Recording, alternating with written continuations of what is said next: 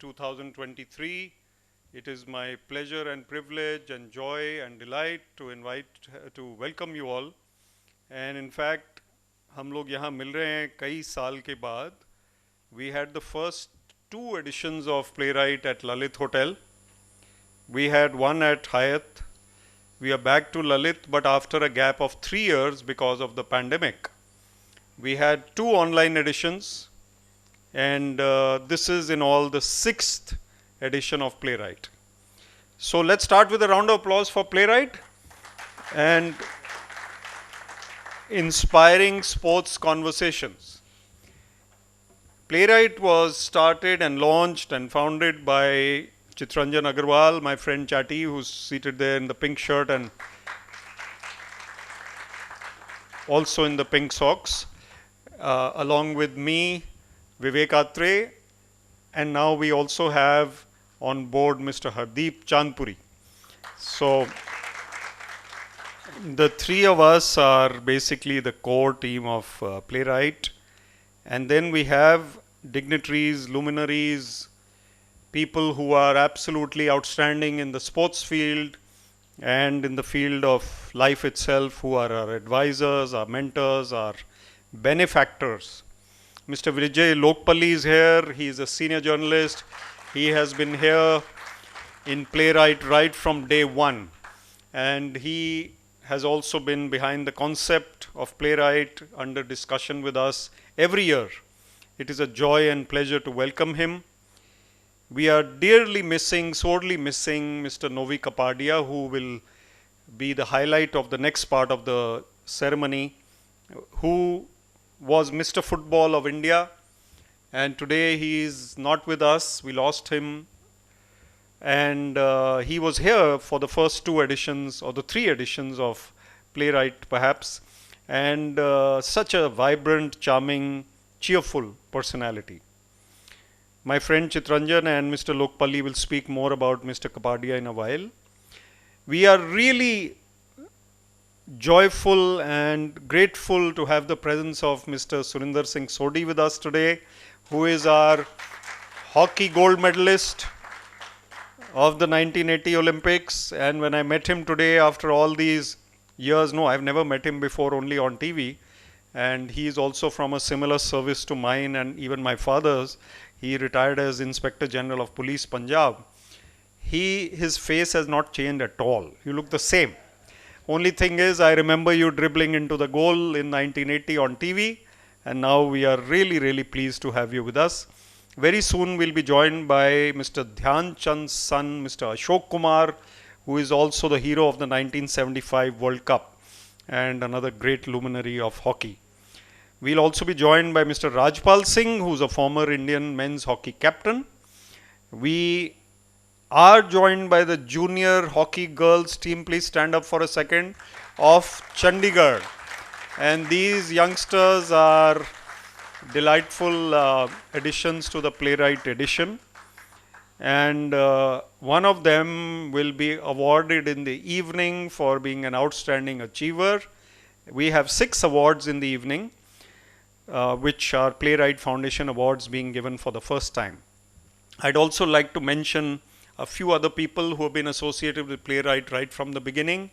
Mr. Charanjit Singh, who is so creative and versatile, who is also handling our media relations and has designed a wonderful brochure or booklet or magazine which is going to be launched just after the inaugural. And also he's been designing a lot of other things for us and looking after the media management. I'd also like to mention Mr. Simar Onkar Singh. He's a professor at Punjab University, and warm welcome to him. He is our books man, and the rarest of the rare books which you will find outside, he will be proudly displaying, and some of them are also for sale. So you can definitely visit the bookstall when you are free. I would like to mention Colonel D.S. Chima, who is my senior friend and author, and he is the force behind many of the events that we do. Even today, Mr. Sodhi has come on the invitation of Mr. Colonel Chima.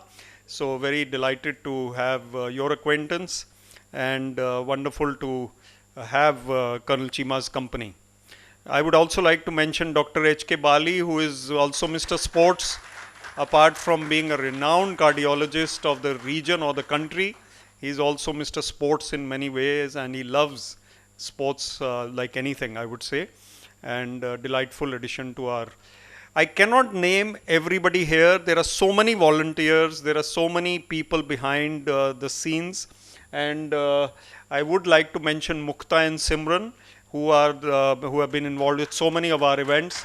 Mukta is a former girls women's cricketer, also an author. Simran is going to be an author soon, I guess, and also very much a part of all our activities. We have many guests. I'm only naming the core team at the moment. We have Anshuman and Angad over here, who are A for Anshuman, A for Angad, and both are A's, I can tell you. They are doing very well. Anshuman has been the all-rounder behind many of our events, and even today, right now also, he's looking at his phone, his watch, because he has to do a lot of things. I would like to mention our sponsors, Hartake and TT Consultants. Hartake especially because they have really been a part of our event. I believe Priyanka ma'am is here from Hartake. So a round of applause for our sponsors. And also Shulini University, Manav Rachna, the Lawrence School, Sanar. They are also very much a part of our event. Vibrant Networking Forum, which is another of our mischiefs in the city, which does a few events which are also quite colorful and joyful. And gifting partners, Sock Soho and Parijay. Also, what is that in the bottom, Anshuman? And Vinova. So wonderful to have all of you here, and let me just share a few thoughts before we begin. I would like to say that Playwright is very close to our hearts. Sports still lights up my heart every day, and whenever I get a chance, I will be looking at the test match scores from Ahmedabad. So forgive me if I'm looking at my phone during your speech, but many of the speakers are here already. You will have great sessions, I'm sure, and we look forward to your involvement in Playwright on a continuous basis. मैं थोड़ी सी हिंदी बोलूँगा उन लोगों के लिए जो English ठीक से नहीं ज़्यादा समझ पा रहे, लेकिन वो कोई ख़ास बात नहीं है. हिंदी बहुत अच्छी लैंग्वेज है, पंजाबी बहुत अच्छी है, उर्दू भी बहुत अच्छी है, तो हमें सारी लैंग्वेजेस में बात करनी चाहिए जहाँ हो सके. तो हमारा आज जो इवेंट है इसमें बहुत कुछ ऐसा यूनिक नया है जो पहले नहीं हुआ. एक तो हम लोग इतने यंग लोगों को एक सेशन में इनवाइट कर रहे हैं इसके बाद थोड़ी देर के बाद, जो एक 8 साल की बच्ची है Ojaswini. She's coming. You can have a round of applause for her. She's going to be here. She's a golfer. And we also have Arnav and Ananya from the Lawrence School, Sanar. They're also going to be here.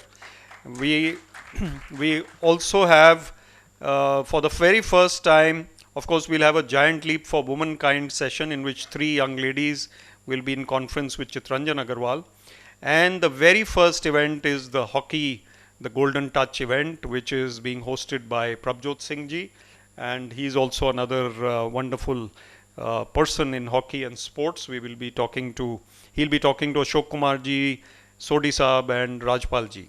We also have during the day, we have book launches by Naveen Bansal ji. He's author on chess.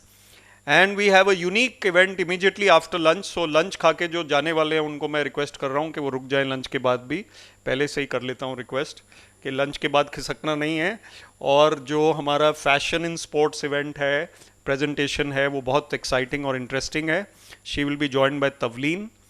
And then we have a session on industry should adopt sports, and that is a very important aspect which is being moderated by Mr. G. Rajaraman, who is on the way from Delhi in the train, I believe.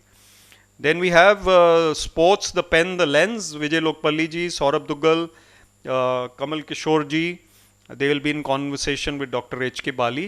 And then we have a presentation on sports injuries by Dr. Mandeep Dhillon, who's just arrived. We have a round of applause for him as well. He is basically going to talk about cricket injuries and his experience and how he has been instrumental in bringing many of the cricketers back to life virtually or back to the game. We also have Playwright Foundation Awards, where we'll be joined by Mamta Soda, who's a Padma Shri, who's an acclaimed mountaineer, and we have 6 awardees at that time. There is a jury of search committee of Mr. Lokpalli, Mr. Chandpuri and Ms. Mamta Sauda, who have selected the 6 awardees. तो ये बहुत लंबा हो गया, इसलिए मैं अब यहीं पे रोक लेता हूँ अपना intervention. And again, a very warm welcome to all of you. And let's begin Playwright 2023 with another cheer and round of applause. Let's start now. I would like to invite on stage Mr. Vijay Lokpalli now to pay tribute to Mr. Novi Kapadia, who we are dearly missing.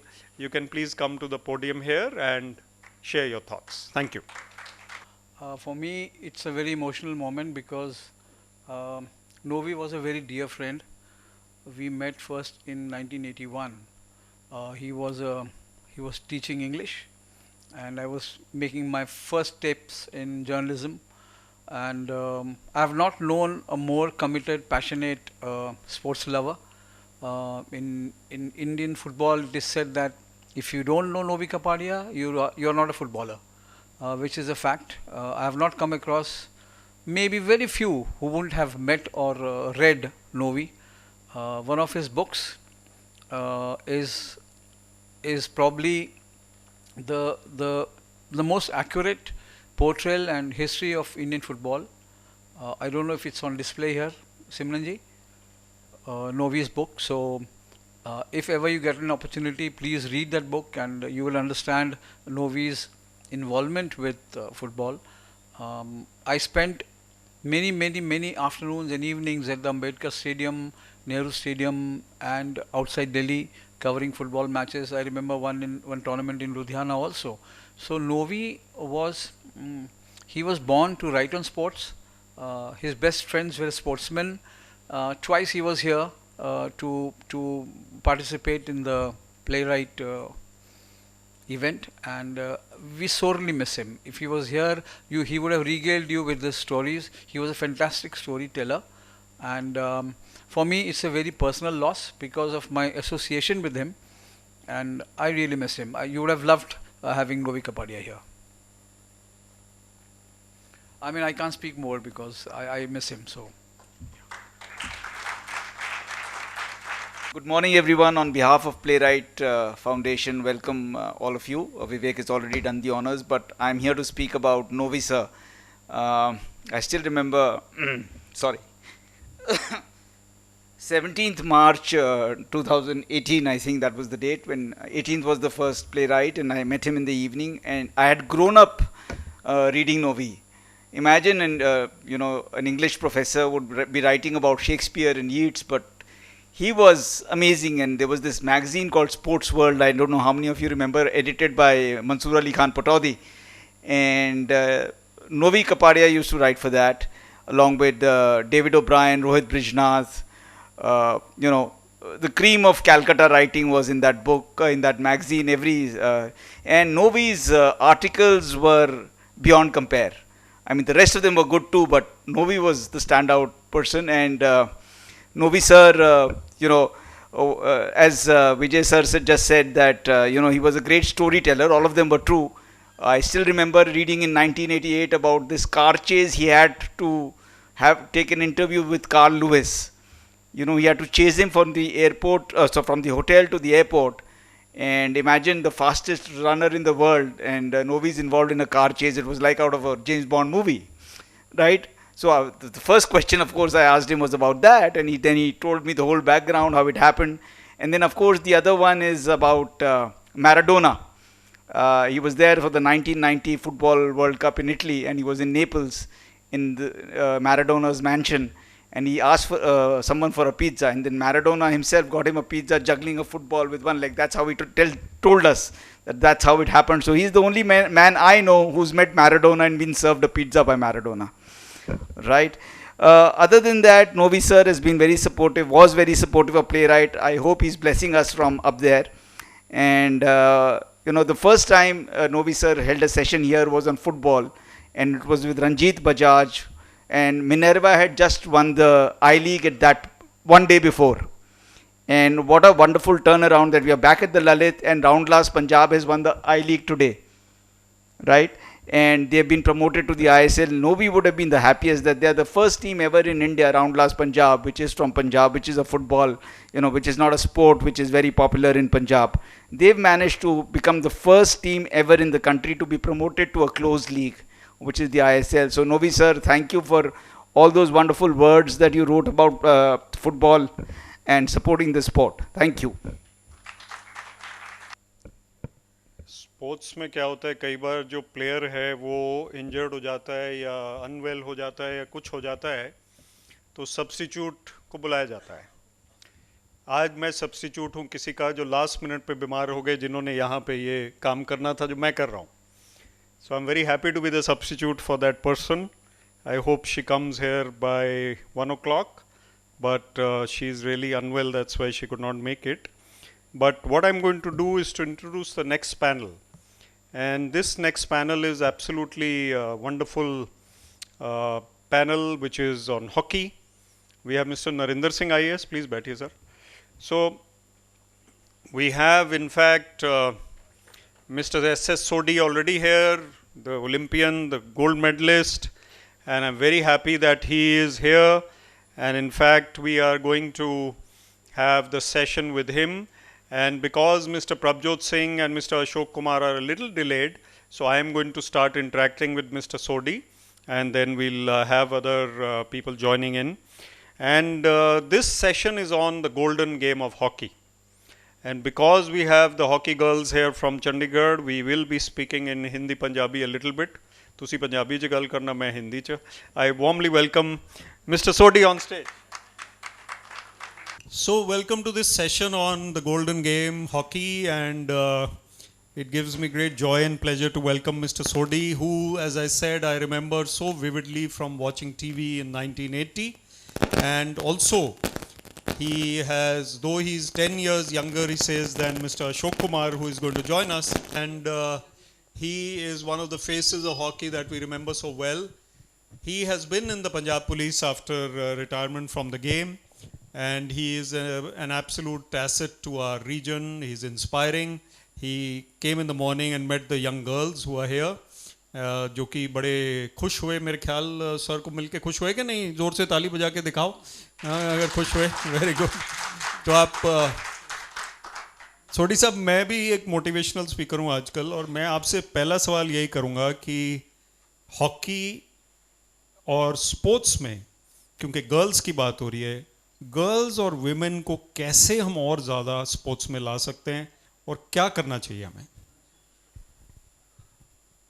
देखो, पहले जो पुराना time था ना, उसमें girls को sports में कम लाया जाता था, और आज जो टाइम है, स्पोर्ट्स में ही नहीं, हर फील्ड में जो वुमेन है वो साथ चलना चाहिए, उनको साथ काम करना चाहिए. आपने देखा होगा आर्मी में गर्ल्स आ गई हैं, बॉर्डर सिक्योरिटी फोर्स, बॉर्डर के ऊपर हमारी गर्ल्स जो वो रात को जो पहरा देते हैं ना, हम तो सोते हैं, तो गर्ल्स जो है वहाँ हमारे कंट्री के लिए वो रक्षा भी करती हैं. तो स्पोर्ट्स में आना तो नेचुरली बात है कि हर जो लड़का लड़की है, हर वो ज़रूरी नहीं उनको इंडिया ही खेलना है, स्पोर्ट्स में आना चाहिए. जितने भी फॉरेन कंट्री हैं सभी स्पोर्ट्स करते हैं, कौन सी एज हो, छोटा बच्चा है, बच्चे से लेकर एज ग्रुप बने हुए हैं, उनके अलग अलग एज ग्रुप के हैं. कोई 60 के ऊपर भी खेलते हैं, नीचे भी खेलते हैं 60 के जो. इसलिए जो गर्ल्स के लिए पहले आपने देखा होगा कि बहुत सी स्पोर्ट्स हैं जिसमें गर्ल्स खेलती नहीं थी.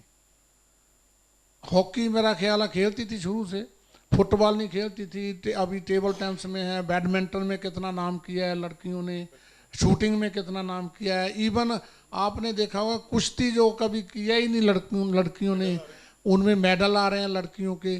सो आज का जो युग है ना, वो सभी के लिए है, और ऐसा नहीं है कि लड़की है उसको घर बैठना चाहिए. जो भी उनका इंटरेस्ट है जिस फील्ड में भी, और उस फील्ड में उनको काम करना चाहिए और आगे अपनी लाइफ को बढ़ाना चाहिए. बिल्कुल ठीक कहा आपने. और हमारी जो सोसाइटी की प्रायोरिटी है, जनरल बात अगर करें तो स्पोर्ट्स बड़ा थल्ले नीचे आता है.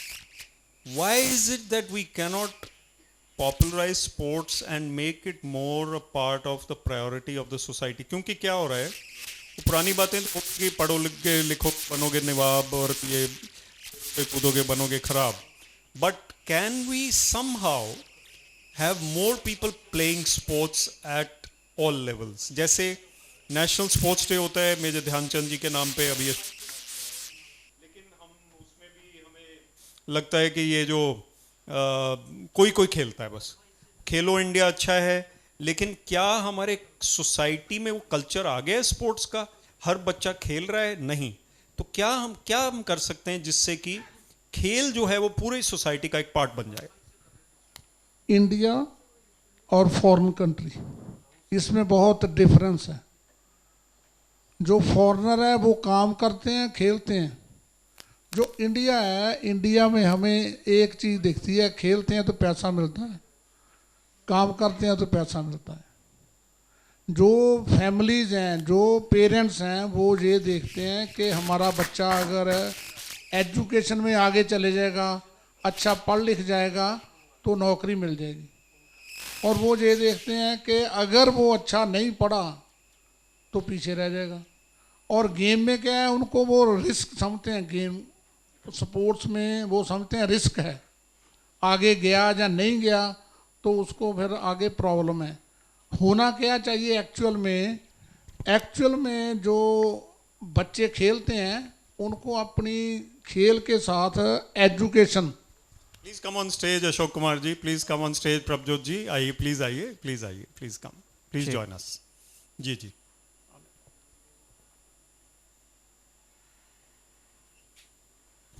Check. Very warm welcome to Mr. Ashok Kumar, World Cup hero, son of Major Dhyanchand ji and friend of Mr. Sodhi senior friend, and Prabjot ji, who is also Mr. Sports of the region. Prabjot ji is a very senior journalist, and he was telling us yesterday he has covered, if I remember correctly, 7 Olympic Games, 10 Hockey World Cups, Cricket World Cup, Football World Cups for the Tribune for many years. Please give him a round of applause. And for other media. So Ashok sir, हम बात कर रहे थे सोडी साहब के साथ कि कैसे जो स्पोर्ट्स है उसको, जनरल बात कर रहे हैं पहले, उसको कैसे हम थोड़ा सा सोसाइटी में प्रायोरिटी में ला सकते हैं, कि प्रायोरिटी में वो नीचे है अभी. जी सोडी साहब. जैसे अभी मैंने बताया कि जो स्पोर्ट्स करते हैं लड़के और लड़कियां, उनको एजुकेशन के साथ स्पोर्ट्स जरूर करना चाहिए. क्योंकि पेरेंट्स जो है वो देखते हैं कि इसका फ्यूचर क्या है बच्चे का. अगर वो खेलता है, साथ पढ़ता है, तो उनको एक दिमाग में रहती है कि अगर नहीं खेलेगा तो एजुकेशन में आगे चले जाएगा. Check. बिल्कुल. तो Check 1. Hello, sound check. So now I hand over the session to Prabjot ji, and we have our guests. All team is complete. Yeah. So Rajpal ji bhi aa gaye. So you all know him very well, and he captained India. Now he is with Punjab Police, also like Mr. Surinder Sodhi. So he represented India for a number of years. So let Mr. Sodhi continue, then we get back. Education, जैसे अभी बोला कि बच्चों को education के साथ sports जरूर करना चाहिए.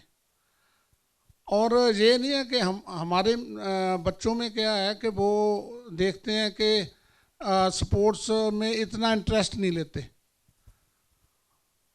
जो लड़के स्कूल में, कॉलेज में इंटरेस्ट लेते हैं, उनको पता है कि मैंने स्पोर्ट्स में आगे जाना है, तो मेरा ख्याल है कि वो सभी लड़के, जो लड़कियां हैं, उन्होंने स्पोर्ट्स में भी अच्छा किया और आगे जाकर एजुकेशन तो की, साथ साथ वो सभी के सभी लड़के जो हैं, लड़कियां हैं, अच्छी जॉब के ऊपर आज हैं. और पेरेंट्स जो हैं, जो ये समझते हैं कि बच्चे का रिस्क है, अगर खेलते हैं, पढ़ाई कम करते हैं, तो वो जो रिस्क समझते हैं. और सबसे बड़ी बात इंडिया में है जो वो आज की डेट में आज देखा जाता है कि पैसा किस गेम में है। क्रिकेट आज क्यों ऊपर जा रही है, जितने बच्चे क्रिकेट की एकेडमी में जाते हैं वो अपने पैसे देकर गेम सीखते हैं, जबकि दूसरी गेम जैसे हॉकी है, हमारे हॉकी की एकेडमी बनी हुई है, उसमें सभी फ्री करवाते हैं, फ्री उनको मिलता है, खाने को भी मिलता है, गवर्नमेंट की तरफ से भी एकेडमी है, कईयों ने प्राइवेट एकेडमी बनाई हुई है। लेकिन बच्चे क्रिकेट क्यों खेलते हैं? क्रिकेट इसलिए खेलते हैं कि उसमें पैसा है, और पेरेंट्स भी बच्चे की फीस, जो छोटे अभी बच्चे हैं एकेडमी में जाते हैं सीखने के लिए, उनके पेमेंट करते हैं बच्चों की पर मंथ 3-4 हज़ार रुपया देकर सीखते हैं। उनके क्या माइंड में क्या है कि अगर हमारा बच्चा क्रिकेट में आगे निकल जाता है तो जो उसका फ्यूचर है वो सेव हो जाता है। इवन बच्चा जो जैसे पंजाब ले लो, पंजाब में अगर रणजी ट्रॉफी भी खेल जाते हैं लड़के, तो उनको मेरा ख्याल आज की डेट में 2-3 रणजी ट्रॉफी खेल जाए तो उसको 2 लाख 1.5 लाख रुपया पेंशन मिलने लग जाती है, स्पोर्ट्स पेंशन, अगर उसके पास जॉब है या नहीं है।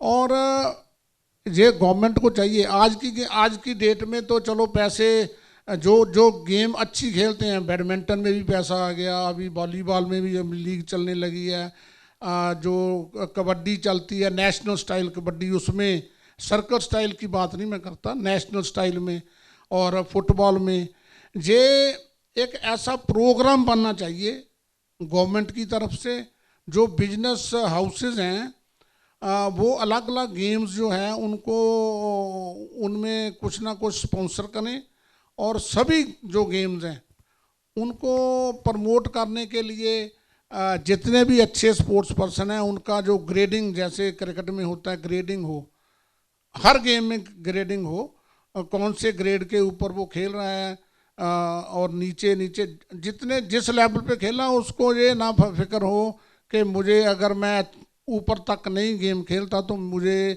इन फ्यूचर कोई प्रॉब्लम आएगी। तो ये एक ऐसा प्रोग्राम बनना चाहिए। अगर हम फॉरेन में जाते हैं वहाँ फुटबॉल का बहुत क्रेज है, कई कंट्रीज़ में तो क्रिकेट को जानते भी नहीं है, उनका भी ऐसा ही हाल है, वहाँ पैसा नहीं है। एक इंडिया कंट्री है जहाँ सबसे वर्ल्ड में मेरा ख्याल है ज़्यादा क्रिकेट में पैसा है, जो आपने देखा जो T20 चलती है जहाँ लीग भी, कई दूसरी कंट्री के प्लेयर हैं जो बोलते वर्ल्ड कप नहीं खेलेंगे, T20 खेल लेंगे। हाँ, वो तो दो पैसे की बात है ना, आज की दुनिया पैसे के साथ चलती है, और जो अच्छे स्पोर्ट्समैन हैं कई गेमों में, जहाँ दूसरे वो तो फ़ोटो खिंचाने के भी पैसे बोलते, पैसे लेंगे तो फ़ोटो खिंचाओ, और किसी कहीं उन्होंने कहीं इनवाइट किया किसी को तो वो भी इनविटेशन ऐसे ही जाते हैं। सो पैसा सबसे बड़ी बात है हर गेम में, ताकि वो उसका जो आगे फ्यूचर है अच्छा हो सके। सॉरी साहब, मैं sorry for intervention. As you were saying कि स्पोर्ट्स में पैसा, आई हैड ए चांस कि मैंने तीनों वर्ल्ड कप कवर किए हैं, सॉकर का भी, क्रिकेट का भी और हॉकी का भी, और सबसे जिसको कहते हैं ना हॉकी वाला तो बच्चा है। हॉकी में वर्ल्ड कप में जितना बजट बनता है टोटल, वो क्रिकेट के मुकाबले तो कुछ नहीं, फीफा के मुकाबले में तो बिल्कुल ही नहीं है, ज़ीरो है। लेकिन आज जब हम बैठे हैं यहाँ हॉकी की बात करने और इंडियन हॉकी की बात करने, लगभग 100 साल होने वाले हमारी हॉकी को। 1924 में हमारी हॉकी इंडिया में शुरू हुई, और हमारे पास जो लोग हैं, अशोक ध्यानचंद बैठे हैं, ये 75 वर्ल्ड कप के टीम के मेंबर, सोडी साहब खुद 1980 जो लास्ट हमारा मेडल ओलंपिक्स में आया गोल्ड मेडल, उस टीम के मेंबर, राजपाल सिंह बैठे हैं, ये सारे अकम्पलिश स्पोर्ट्समैन हैं, और इन्होंने हॉकी को देखा है। कहाँ हम ग्रास से हॉकी खेलते खेलते एस्ट्रोटर्फ पे पहुंच गए, और एस्ट्रोटर्फ में हमने अब बहुत सालों के बाद टोक्यो 2020 में जो 21 में हुई ब्रॉन्ज मेडल जीता। सो मैं ये चाहता हूँ कि हम इनके एक्सपीरियंस भी सुने कि जब ये खेलते थे हॉकी, और कैसी रही हॉकी की हमारी यात्रा। तो आपने मिस्टर सोडी से बातें सुनी, लेकिन एक मैं इंटरेस्टिंग बात बताना चाहता हूँ सुरेंद्र सिंह सोडी के बारे में, शायद बहुत लोगों को मालूम नहीं होगा। ये सोडी नहीं है, इनका नाम है सुरेंद्र सिंह शोकर। लेकिन ये कैसे सोडी बने ये खुद बताएंगे अपनी स्टोरी, और ये बड़ी इंटरेस्टिंग बातें हैं। और फेमस सारी दुनिया में ये एज सुरेंद्र सिंह सोडी ही हुए हैं। और बड़ी इंटरेस्टिंग स्टोरियाँ होती हैं हॉकी में, लेकिन लोगों को मालूम नहीं होती, क्योंकि हॉकी में आज भी दुनिया में, इंडिया में तो चलो खुद मीडिया कवर करता है, बाहर तो जो कंट्री बहुत अच्छे हैं, जर्मनी जैसे वर्ल्ड चैंपियन है, वहाँ के पेपर में तो एक लाइन की खबर भी नहीं छपती हॉकी की। लेकिन उन्होंने हॉकी को मोनोपोलाइज किया। वहाँ अमीर लोग हॉकी खेलते हैं, और इंडिया में हॉकी कौन खेलने वाले हैं? लोअर मिडिल क्लास या middle upper middle class maximum. ये सब आप राजपाल बताएंगे, सुरेंद्र बताएंगे, अशोक जी बताएंगे कि हॉकी हमारे लोग जब ब्रिटिश लेके आए इंडिया में हॉकी, तो वो कंटोनमेंट्स एरिया में लेके आए, जहाँ जो साथ में काम करते थे ना, आर्मी के साथ काम करते थे, उन्होंने हॉकी इंट्रोड्यूस की। जैसे झांसी था, जलंधर में जितने गांव हैं कंटोनमेंट के, वो सारे हॉकी के विलेज बने। ऐसे ही भोपाल था, कैलकाटा से शुरू हुआ, सबसे पहले कंटोनमेंट कैलकाटा में बना, बॉम्बे में बना, भोपाल में बना, झांसी में बना, जलंधर में बना, मेरठ में बना, और ये हॉकी के बेसिक नर्सरीज बनी, यहाँ से हॉकी निकली। सो कैसे हॉकी निकली?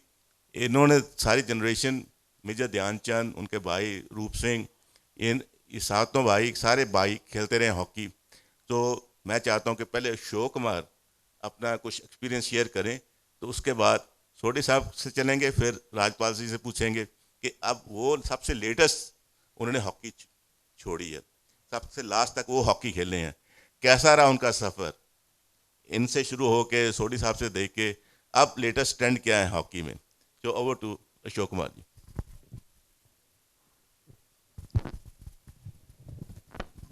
Thank you producer.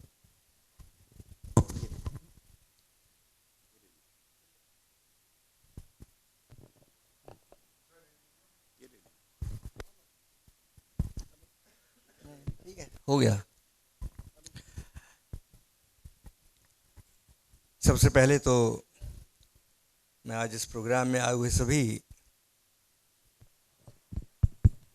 Renowned personalities, हमारे साथ बैठे हुए सुरेंद्र सोडी जी साहब, श्री राजपाल सिंह जी, और जिन्होंने हमको अपनी कलम से, अपने पेन से उन खेलों को देखकर ऊपर उठाया, श्री प्रभजोत सिंह साहब, कर्नल चीमा साहब, चंडीगढ़ के सभी खेल प्रेमी लोग, और हमारे सामने ये बच्चे बैठे हुए हैं जिनके लिए ये शायद लेक्चर ज़्यादा यूज़फुल होगा कि हम लोगों ने किस तरह से इस खेल को अपनाया, किस तरह से खेलना शुरू किया, क्या क्या हमारे रीजंस थे, क्या हमारे हालात थे। उसके बावजूद इस देश के बहुत बड़े खेल को, जिसमें 8 गोल्ड मेडल हमने देश ने हासिल किए हैं और सिल्वर मेडल हासिल किए हैं, ब्रॉन्ज मेडल हासिल किए हैं, हमारे देश के 50 लोग द्रोणाचार्य अवार्डी हैं, इसके अंदर अर्जुन अवार्डीज सैकड़ों की संख्या में हैं, पद्म श्री हैं, पद्म भूषण हैं। तो ये अवार्ड्स इस खेल की बदौलत मिले हैं। ये खेल अगर हम शुरू में जाएं इस खेल को, जहाँ पर मैं कहूँ कि मैं ऐसे परिवार से या उस घर से पैदा हुआ जहाँ पर जिसने हॉकी को अपने खेल से एक नई ऊंचाई दी। देश तो हमारा बटा हुआ था, हम सब जानते हैं। अगर मैं बात करूँ 1921-22 की, देश तो डिवाइडेड था, राजा रजवाड़े, महाराजा, जागीरदार, नवाब्स, तो ये हमारा देश था। लेकिन उस जैसा प्रभजोत साहब ने बताया कि कैंटोनमेंट एरिया में जब हॉकी खेली जाती थी, तो मेरे दादा ध्यानचंद जी के पिताजी वो भी आर्मी में थे, तो उनकी 8वीं 9वीं 10वीं में जब ध्यान सिंह को हिज नेम वाज ध्यान सिंह एग्जैक्टली, ध्यान सिंह को देखा कि ये तो खेलने में लगा हुआ है, पढ़ाई में करता नहीं कुछ। तो एक दिन गुस्से में आके, जो मेरे पिताजी लिखते हैं, बाबूजी लिखते हैं कि मुझे पिटाई लगाई उन्होंने, दादाजी ने, और हाथ पकड़ के खींच के आर्मी में भर्ती कर दिया 16 साल की उम्र में, at the age of 16 when he was not mature even. 2 साल वो रहे, ब्राह्मण रेजिमेंट थी उस ज़माने में, उसमें भर्ती करा दिया उसमें। 2 साल वो उसमें बच्चा प्लाटून में रहे, क्योंकि झांसी हीरोज़ क्लब, झांसी में एक ऐसा क्लब रहा जिसके 100 साल पूरे हो गए हैं। उसमें कंकड़ पत्थर मिट्टी और नंगे पैर खेलना, और वो एक कैसी बॉल गेंद होगी मैं नहीं समझ सकता, जैसी भी गेंद हो, लेकिन वो लकड़ी का एक अजब से उसका खाका, उससे उन्होंने खेलना शुरू किया। और उस झांसी हीरोज़ क्लब से खेलते खेलते जो नंगे पैर कंकड़ीली पथरीली ग्राउंड के ऊपर प्रैक्टिस करी उन्होंने, उसका फ़ायदा उस कैंटोनमेंट में जब पहुँचे फ़ौज के अंदर, तो शाम के वक्त हमेशा आर्मी के अंदर खेलों का तो चलन है ही, आज भी है, लेकिन आज कम हो गया, इसका मुझे अफसोस है। पहले बहुत होता था, कोई ना कोई खेल हर कोई खेलता था। तो ध्यान सिंह को खेलते हुए देखा उनके सूबेदार मेजर बाले तिवारी साहब, जो उनके सूबेदार मेजर थे, जो कंट्रोल करते थे सारे बच्चों को, सिपाहियों को। तो उन्होंने देखा ये लड़का जो है ये अजब हॉकी खेल रहा है, इसका खेल सबसे अलग है और ड्रिबलिंग बहुत कर रहा है। तो 2, 4, 6, 10 दिन के बाद जब एक टाइम वक्त आया तो उन्होंने, लड़के इधर आओ, तो ध्यान सिंह दौड़ कर गए उनके पास जी। तो उन्होंने कहा कि तुम बहुत अच्छा खेलते हो, तारीफ करी पहले, बहुत अच्छा खेलते हो तुम, और तुम्हारे खेल के अंदर एक अजब सा कंट्रोल है, तुम्हारी ड्रिबलिंग अच्छी है, तुम हर एक को डॉज कर लेते हो, लेकिन ये कंप्लीट गेम नहीं है। कंप्लीट गेम क्या है? ये 11 खिलाड़ियों का गेम है। अगर तुम्हारे अंदर ये सूझबूझ आ जाए, दिमाग आ जाएगी, कैसे तुम अपनी अंडरस्टैंडिंग उनके साथ बनाते हो, and you play along with your colleagues with the passes, not with dribbling. Dribbling अच्छी लगती है, लेकिन उसको तुम पास करोगे तो तुम्हारे खिलाड़ी आगे जाएंगे, बॉल फ्री मिलेगी दूसरे को और वो मूव करेगा आगे जाके और उसको अच्छी तरह से खेल सकता है। और ये बात मैं बड़े फ़ख्र से कह सकता हूँ कि भारत ने जो फॉर्मेशन उस ज़माने में बनाई थी 5-3-2-1 की हमारी फॉर्मेशन, जिसको W फॉर्मेशन हम लोग कहते थे, तो वो फॉर्मेशन उस वक्त पहली बार भारत टीम ने बनाई, जो दुनिया में कोई टीम, अलग टीमें नहीं खेलती थी, चाहे वो यूरोप हो, चाहे अमेरिका हो, चाहे लैटिन अमेरिका कंट्रीज़ हो। तो वो फॉर्मेशन भारत ने बनाई। तो ध्यानचंद ने, कहते हैं ना कि किसी बच्चे को ज़रा सा पैम्पर करिए, उसको पीठ पे थपथपाहट दीजिए, तो उसका हौसला और बुलंद हो जाता है कि मेरे बड़े ने मुझे शाबाशी दी है, मेरे खेल को सराहा है। तो ध्यानचंद भी उसके अंदर शामिल हो गए कि यस, मेरे सूबेदार मेजर ने मुझे बुला के ऐसा कहा है, तो वो हिंट उन्होंने अपनी जेब में रख लिया कि इसको मैंने अप्लाई करना है। अब उसके लिए वो जुट गए, 16-17 साल की उम्र जो थी उनकी। और ये कहानियाँ मैं जो सुनी हैं, पुराने हमारे जो, हम तो बाप लोग कह सकते हैं, जो हमारे पिता लोग थे, तो कभी अपने बच्चों को सामने खड़ा करके या बिठा के ऐसी बातें नहीं बोलते थे, उनको दूर रहना पड़ता था। लेकिन मैं पीछे खड़े होकर बातें सुनता था उनकी। तो उन्होंने कहा कि जब हमारे दोपहर का लंच का टाइम होता था और जो वक्त मिलता था, मैं अपनी हॉकी और बॉल लेके एक सुनसान जगह पे चले जाकर अपनी प्रैक्टिस करता था, क्योंकि उनको वो धुन सवार हो गई। और ये धुन या लगन या जिसको कमिटमेंट कहते हैं, वो उनके अंदर पैदा हो गया कि मुझे खिलाड़ी बनना है, हॉकी का प्लेयर बनना है।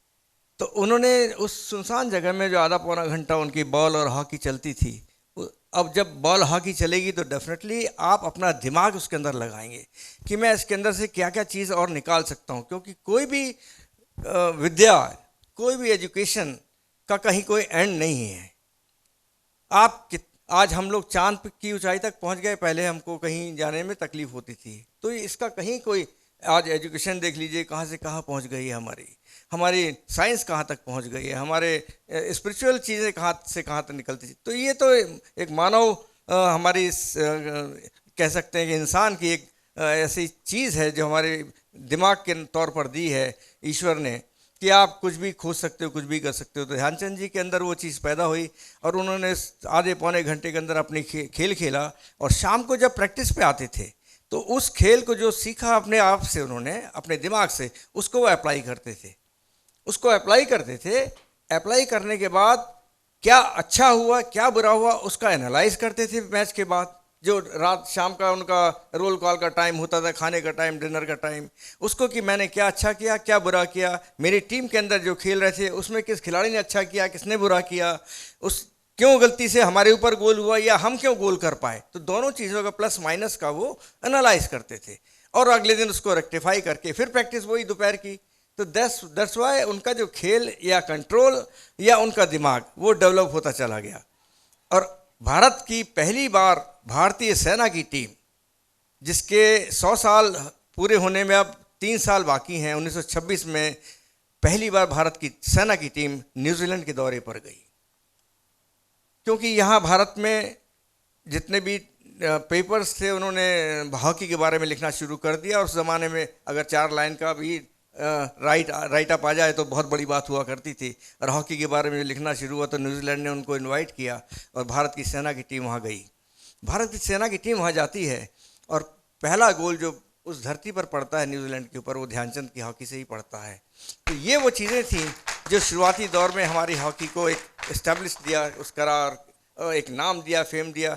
बहरहाल वो आर्मी तक ही सीमित रहा पॉपुलैरिटी हॉकी की, क्योंकि ओलंपिक या दूसरे हमारे जो स्टेट्स थे उनको इतना पता नहीं था कि खेलों में ओलंपिक क्या होता है और ओलंपिक मेडल्स क्या होते हैं, उसकी वैल्यू क्या है। जो आज वैल्यू हम देख रहे हैं, क्या उसकी वैल्यू उस ज़माने में 28 के ओलंपिक के जीते हुए खिलाड़ियों को नहीं दी जा सकती या मिलनी चाहिए थी। लेकिन हम तो एक थे ही नहीं, हम तो गुलाम थे, हम तो we are dependent upon Britishers. तो उन्होंने 26 के बाद वहाँ पर मैच खेले हैं और हॉकी की पॉपुलैरिटी बढ़ी है। तब तक ओलंपिक गेम्स में हॉकी को शामिल नहीं किया गया था 1924 के ओलंपिक में और 1920 के ओलंपिक में, अगर मैं गलती पर नहीं हूँ प्रभुजोत से। और पहली बार उसके पहले 16 में इंग्लैंड ने जीता था उस मैच को जी।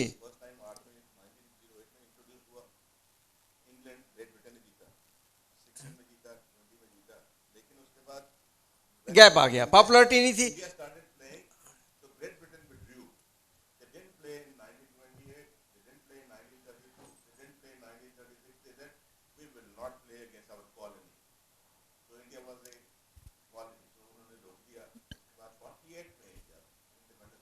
तब खेले हैं।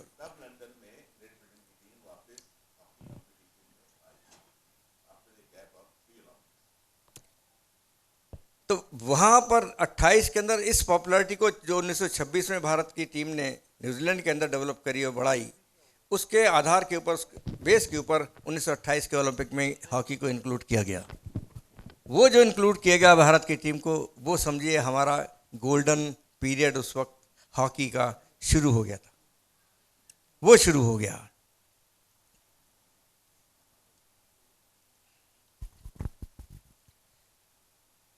उन्नीस सौ 28 में पहली बार भारत की टीम जाती है और ध्यानचंद साहब लिखते हैं कि मैं तो एक सिपाही था और जब मुझे मेरे कमांडर ने, अथॉरिटीज़ जो उस ज़माने में उनके साथ में थी, सेना की, फौज की, उन्होंने उनको बुलाया कमरे में और when he informed Dhyan Singh कि you have been selected for this Olympic games 1928, तो कहते मैंने उनको अपने वर्दी में थे, सल्यूट किया और बिल्कुल अबाउट टर्न करके दरवाजे के बाहर निकले हैं। और उसके बाद कहा कि खुशी के मारे मैं वहाँ से उस दरवाजे से लेकर अपने बैरक तक, जहाँ मेरे संगी साथी थे, वहाँ तक मैं दौड़ता गया हूँ आई, और ये बात कहने के लिए कि मैं किस तरह इस बात को कहूँ कि मेरा सिलेक्शन इंडिया की टीम में ओलंपिक के अंदर हो गया है। तो देखिए खेलों के अंदर कितनी खुशी हासिल होती है जब हम कोई चीज़ अचीव करते हैं, और उस अचीवमेंट का फ़र्क दूसरों के ऊपर जब पड़ता है कि यस हमारे साथी ने, हमारे शहर के बच्चे ने, हमारे देश के बच्चे ने इस चीज़ हासिल करी, तो सारा देश, सारा समाज, सारा शहर, स्कूल्स, कॉलेज, बच्चे सब खुश होते हैं। तो ये फीलिंग को बताने के लिए run away and informed his colleagues, yes I have got selected with this to play in the 1928 Olympics games. जाकर खुशी जाहिर करते हैं। उसके बाद टीम निकलती है 1928 में, बड़ी मुश्किल से, क्योंकि उस टाइम राजा लोग या बड़े लोग जिनके पास थोड़ा पैसा होता था वो कप्तान बनते थे। हाँ ये बात है, ये ऐसे ही था पहले, तो उनको बनाया जाता था। क्योंकि अब ध्यान सिंह के पास क्या था, जूते, शर्ट, पैंट और हॉकी स्टिक। तो जयपाल सिंह रेड्डी सबसे पहले कप्तान भारत के बने 1928 में, उड़ीसा के थे वो। राजा रजवाड़ों के उसमें थे, इंग्लैंड पढ़ रहे थे उस ज़माने में। तो वो वहाँ पर इनका टीम बनती है, ध्यानचंद पहुँचते हैं, 11 लोग जहाँ खाली, ओनली 11 प्लेयर्स 1928 में, 12वां प्लेयर नहीं था, बड़ी मुश्किल में। तो जयपाल सिंह साहब के साथ वो टीम वहाँ कंपनी हो जाती है और हमारी टीम खेलती है वहाँ, and we beat before the finals. जो उसके बाद हम लोगों ने कुछ और कागजी अखबारों की कटिंग्स 1928 की हासिल करी है जो ब्लैक एंड वाइट में है, और वहाँ के अखबार लिखते हैं कि जब पहला मैच हुआ था भारत का तो उसमें सिर्फ 200 लोग थे, 250 लोग थे, और हॉकी का जो खेलने का स्टाइल था वो जैसे हम लोग पोलो खेलते हैं ना, कि लिया हिट मार दी, इधर से उधर मार दी, उधर से इधर मार दी, कोई सिस्टम नहीं था। बट भारत की टीम जो फिजिकली फिट थी, क्योंकि आर्मी के लोग और जो उस टाइम खेल रहे थे फिट लोग थे, और फॉर्मेशन हमारी 5-3-2-1 की बनाई गई। ध्यान सिंह लेफ्ट आउट, दारा साहब, अपने जाफर साहब, इस तरह के खिलाड़ी खेल रहे थे, और उन्होंने जब पहला मैच खेला तो सिर्फ 250 लोग थे, और वहाँ के अखबार लिखते हैं कि भारत की टीम आई है, उसके अंदर एक सांवला सा लड़का खेल रहा है जिसका नाम ध्यान सिंह है, और उसकी हॉकी में ऐसा है जैसे कोई जादू हो। ये उस वक्त के लफ्ज़ हैं, जादू हो, उसके स्टिक से बॉल निकलती नहीं है, उनका फॉर्मेशन, उनका आपसी तालमेल, आपसी उनका कॉम्बिनेशंस टीम का देखने लायक है। And you won't believe it कि उस 250 के पहले मैच को जब वहाँ के लोगों ने देखा, हॉलैंड के लोगों ने, और फाइनल मैच में अगेंस्ट हॉलैंड मैच था, फाइनल मैच था, एक दिन पहले ध्यान सिंह बीमार हो गए, और असली बीमार हुए, जिसके अंदर बुखार उनका जो लिखते हैं 103 डिग्री का बुखार उनके ऊपर था। मैच से पहले पंकज गुप्ता साहब, जो उस वक्त के मैं कह सकता हूँ कि अगर वो इंसान नहीं होते तो हॉकी नहीं होती, फुटबॉल नहीं होती, एथलेटिक नहीं होती। He was promoter that time and he was the manager, he used to manage everything in sports. He was the first Secretary General of Indian Hockey Federation. Yes, if I remember Indian, that. first Indian. First Indian. Pankaj उससे गुप्ता पहले साहब। British जो लोग थे वो hockey को president भी British लोग हुआ करते थे इंडियन हॉकी के, और सेक्रेटरी जनरल भी।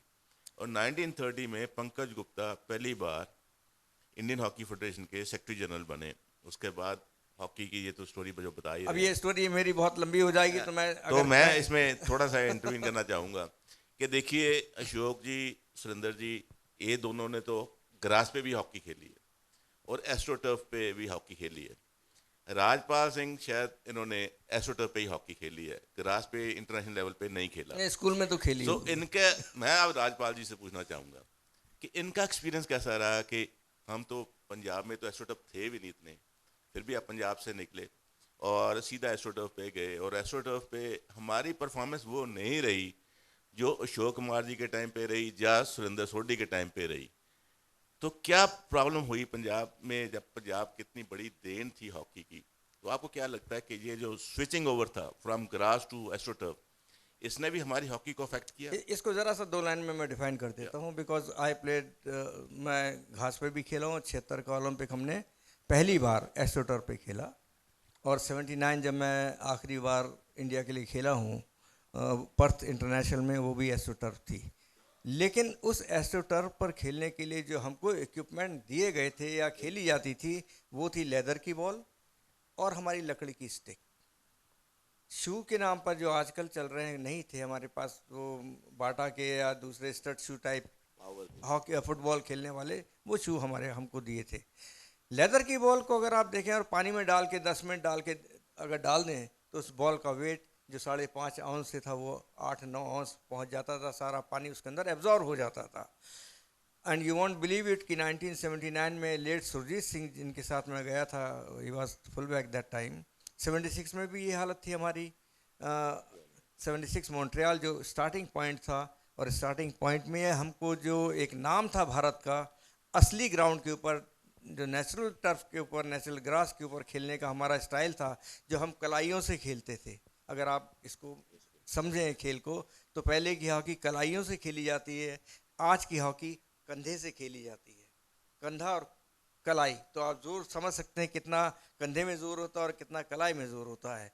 तो वो हॉकी का सबसे बड़ा डिफरेंस यूरोपियंस ने बनाया हमारी इस जो हमारा पाकिस्तान भी जोड़ सकते हो, आज पाकिस्तान कहीं भी नहीं इस देश के दुनिया के अंदर हॉकी के अंदर, तो ख़त्म हो गया। एस्ट्रोटर्फ हमारे पास 76 में तो थी ही नहीं, एक पहली ग्राउंड लगी थी पटियाला में, एशियन गेम्स में पहली ग्राउंड लगी। अब जब स्केयर सिटी हो, स्कूल्स कॉलेज की, जैसे सुरेंद्र सिंह सोडी साहब बोल रहे हैं कि बच्चों को हमको सिखाना है बच्चों को, अब मेरे वहाँ बच्चों के लिए अगर एक ग्राउंड डाल दी जाए, वो तो वैसे ही दौड़ना शुरू कर देगा, शौक पैदा होगा, उसके अंदर आगे खेलने की इच्छा पैदा होगी, वो आगे बढ़ेगा। तो हमारे पास शुरू से इस तरह की चीज़ें रहीं कि वो डेवलपमेंट जो एस्ट्रोटर्फ के बाद एकदम से आना चाहिए था, तूफान की तरह आना चाहिए था। सारे देश के पॉलिटिशियंस को इस बात को सोच के कि हमारी हॉकी का दर्जा क्या है। 8 गोल्ड मेडल आज तक भी दुनिया में किसी ने एक बार हॉकी अभी तक हॉकी में नहीं जीते हैं। हम लोग इस बात को फ़ख्र कर सकते हैं, लेकिन अपनी उन चीज़ों को ऊपर उठाने के लिए पैसा भी चाहिए। पैसा भी था ही नहीं, कुछ भी नहीं था। मेरा लास्ट कैंप चंडीगढ़ में लगा था 1975 वर्ल्ड कप का, और मुझे बेहद खुशी है कि पंजाब अगर वो कैंप होना लगा था तो पटियाला में जो सरकारी हमको पैसा या खाने का मिलता था वो 20 रुपये रोज़ का था पर प्लेयर, तो 20 रुपीज़ पर डे पर हेड। अगर कैंप एनएस में लगता तो घी दूध मक्खन कहाँ से मिलता? चलो ये इनसे भी पूछते हैं, राजपाल सिंह से पूछते हैं, ये भी इन्होंने कैसा कैसा टाइम देखा हॉकी में, कैसे फैसिलिटीज़ रहीं, क्योंकि उस जैसे ये कह रहे हैं उस वक्त तो कुछ नहीं था, लेकिन जब आप खेले तो गवर्नमेंट की पैट्रनेज थी। माइक दो राजपाल जी।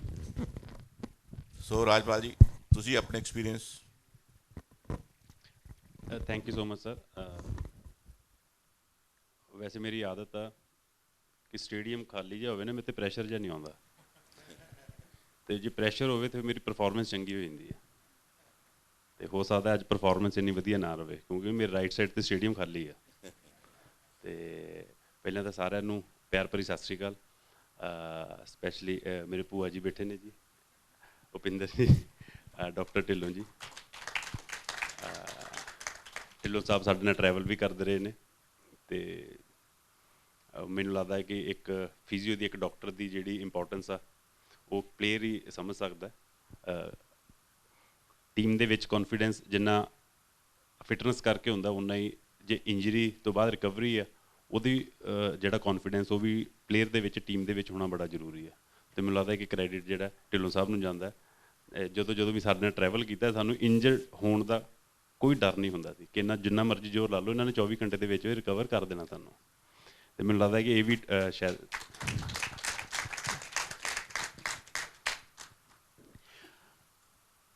ਜੇ ਸਰ ਓਵਰਆਲ ਹਾਕੀ ਦੀ ਗੱਲ ਕਰੀਏ ਸਾਡੇ ਟਾਈਮ ਦੀ, ਜਾਂ ਮੈਂ ਆਪਣੀ ਪਰਸਨਲ ਗੱਲ ਕਰੂੰਗਾ, ਜੇ ਮੈਂ ਚੰਡੀਗੜ੍ਹ 'ਚ ਹੀ ਖੇਡਿਆ, ਮੈਨੂੰ ਲੱਗਦਾ ਕਿ ਇਹ ਬਾਅਦ 'ਚ ਪਤਾ ਲੱਗਾ, ਪਹਿਲਾਂ ਸਾਨੂੰ ਨਹੀਂ ਪਤਾ ਸੀ ਕਿ ਅਕੈਡਮੀਜ਼ ਵੀ ਹੁੰਦੀਆਂ ਕੁਛ ਨੇ। ਮੈਂ ਕਦੀ ਕਿਸੇ ਵੀ ਸਟੇਟ ਜਾਂ sports authority of India the academy 'ਚ ਨਹੀਂ ਰਿਹਾ ਸਰ। ਯੂਪੀ ਦੇ ਮੁੰਡੇ ਅਕਸਰ ਮੇਰੇ ਬ੍ਰਦਰ ਨੂੰ ਕਹਿੰਦੇ, ਦੇਹਰਾਦੂਨ ਜੋਬ ਕਰਦੇ ਆ, ਕਿ ਯਾਰ ਕਿ ਇਹ ਫਸਟ ਟਾਈਮ ਹੋਣਾ ਇੰਡੀਆ ਦੇ ਵਿੱਚ ਕਿ ਹੋਮ ਪ੍ਰੋਡਕਸ਼ਨ ਜਿਹੜਾ ਉਹ ਕੈਪਟਨ ਬਣ ਗਿਆ, ਕਿ ਘਰੋਂ ਕੋਈ ਖੇਡ ਨਹੀਂ ਸਕਦਾ ਸੀ। ਇਸ ਕਰ ਇਹ ਵੀ ਗਲਤ ਫਹਿਮੀ ਆ ਆਪਣੇ 'ਚ ਬਹੁਤ ਜ਼ਿਆਦਾ, ਆਪਣੇ ਸਪੋਰਟਸ ਨੂੰ ਲੈ ਕੇ, ਕਿ ਜਦੋਂ ਵੀ ਸਪੋਰਟਸ ਸਟਾਰਟ ਕਰਨੀ ਆ ਉਹ ਪ੍ਰੋਫੈਸ਼ਨਲ ਕਰਨੀ ਆ, ਨਹੀਂ ਕਰਨੀ। ਪ੍ਰੋਫੈਸ਼ਨਲ ਸਪੋਰਟਸ ਕਰਨ ਦੀ ਕੋਈ ਲੋੜ ਨਹੀਂ। ਮੈਂ ਜੇ 6ਵੀਂ ਕਲਾਸ ਸਟਾਰਟ ਕੀਤੀ, ਮੈਂ ਉਦੋਂ ਜੋਬ ਬਾਰੇ ਸੋਚ ਵੀ ਨਹੀਂ ਸਕਦਾ। ਜੇ ਕੋਈ 5ਵੀਂ 'ਚ ਕਰ ਰਹੇ ਹੋ, ਕਿਵੇਂ ਬੱਚਾ ਸੋਚੂਗਾ ਕਿ ਮੈਂ ਜੋਬ ਬਾਰੇ ਕਰ ਲੂਗਾ? ਜਿੱਦਾਂ ਦੀ ਫੈਮਿਲੀ ਤੋਂ ਬਿਲੋਂਗ ਕਰਦੇ, ਬਸ ਉਹਨਾਂ ਕੀ ਸੋਚਣਾ। ਸ਼ਾਮ ਨੂੰ ਹਰ ਬੱਚਾ ਆਪਣੇ ਗਲੀ ਮੁਹੱਲੇ ਜਿੱਥੇ ਮਰਜ਼ੀ ਖੇਡਦਾ ਹੁੰਦਾ ਸੀ, ਅੱਜ ਵੀ ਖੇਡਦੇ ਨੇ। ਉਦੋਂ ਕ੍ਰਿਕਟ ਵੀ ਖੇਡਦੇ ਸੀ ਅਸੀਂ, ਫੁੱਟਬਾਲ ਵੀ ਗਲੀ 'ਚ ਖੇਡਦੇ ਸੀ, ਅਤੇ ਹਾਕੀ ਵੀ ਖੇਡਦੇ ਸੀ। ਉਹ ਟਾਈਮ ਜੇ ਬੰਨਿਆ ਹੁੰਦਾ, ਜਿੱਦਣ ਜਿਹੜੇ ਪਲੇਅਰ ਆ ਗਏ, ਜਿੰਨੇ ਕਿ ਵੀ ਸਾਰਿਆਂ ਕੋਲ ਹਾਕੀ ਹੁੰਦੀ, ਅੱਜ ਹਾਕੀ ਖੇਡ ਲੈਣੀ ਹੈ। ਜਿੱਦਣ ਦਿਲ ਕਰਨਾ ਕ੍ਰਿਕਟ, ਅਤੇ ਕ੍ਰਿਕਟ ਵੀ ਖੇਡ ਲੈਣੀ ਹੈ। ਜਿੰਨੇ ਵੀ ਇੱਥੇ ਬੈਠੇ ਨੇ, ਮੈਂ ਸਭ ਨੂੰ ਇਹ ਕਹਿੰਦਾ ਕਿ ਸਪੋਰਟਸ ਪ੍ਰੋਫੈਸ਼ਨਲੀ ਨਹੀਂ ਖੇਡਣੀ। ਪ੍ਰੋਫੈਸ਼ਨ ਤਾਂ ਆ ਕੇ ਸਟਾਰਟ ਹੁੰਦਾ ਜਦੋਂ ਪ੍ਰੈਸ਼ਰ ਆਊਗਾ ਕਿ 17-18 ਸਾਲ ਦੇ ਏਜ 'ਚ। ਪ੍ਰੋਫੈਸ਼ਨਲੀ ਅਤੇ ਪੈਸ਼ਨਲੀ ਫਰਕ ਆ। ਪੈਸ਼ਨ ਹੋ ਸਕਦਾ 14-15 ਸਾਲ ਦੇ ਸਟਾਰਟ ਹੋ ਜਾਏ। ਪ੍ਰੋਫੈਸ਼ਨਲੀ ਕੋਈ ਵੀ ਸਪੋਰਟਸ ਉਹਨੂੰ ਕਿਹਾ ਜਾਂਦਾ ਜਦੋਂ ਮੈਂ ਅਰਨ ਕਰਦਾ, ਮੇਰਾ ਪ੍ਰੋਫੈਸ਼ਨ ਆ। ਬਸ ਇੰਨਾ ਕੁ ਫਰਕ ਜੇ ਸਾਡੀ ਸੁਸਾਇਟੀ ਸਮਝ ਲੇ ਤਾਂ ਮੈਨੂੰ ਲੱਗਦਾ ਸਾਡੀ ਸੁਸਾਇਟੀ ਜਿਹੜੀ ਹੈ ਸਪੋਰਟਸ ਕਲਚਰ ਡਿਵੈਲਪ ਕਰ ਜੂਗੀ। ਪਰ ਰਾਜਪਾਲ ਜੀ, ਮੈਂ ਤੁਹਾਨੂੰ ਇੱਕ ਛੋਟਾ ਜਿਹਾ ਇੰਟਰਵਿਊ ਕਰਨਾ ਚਾਹੁੰਦਾ।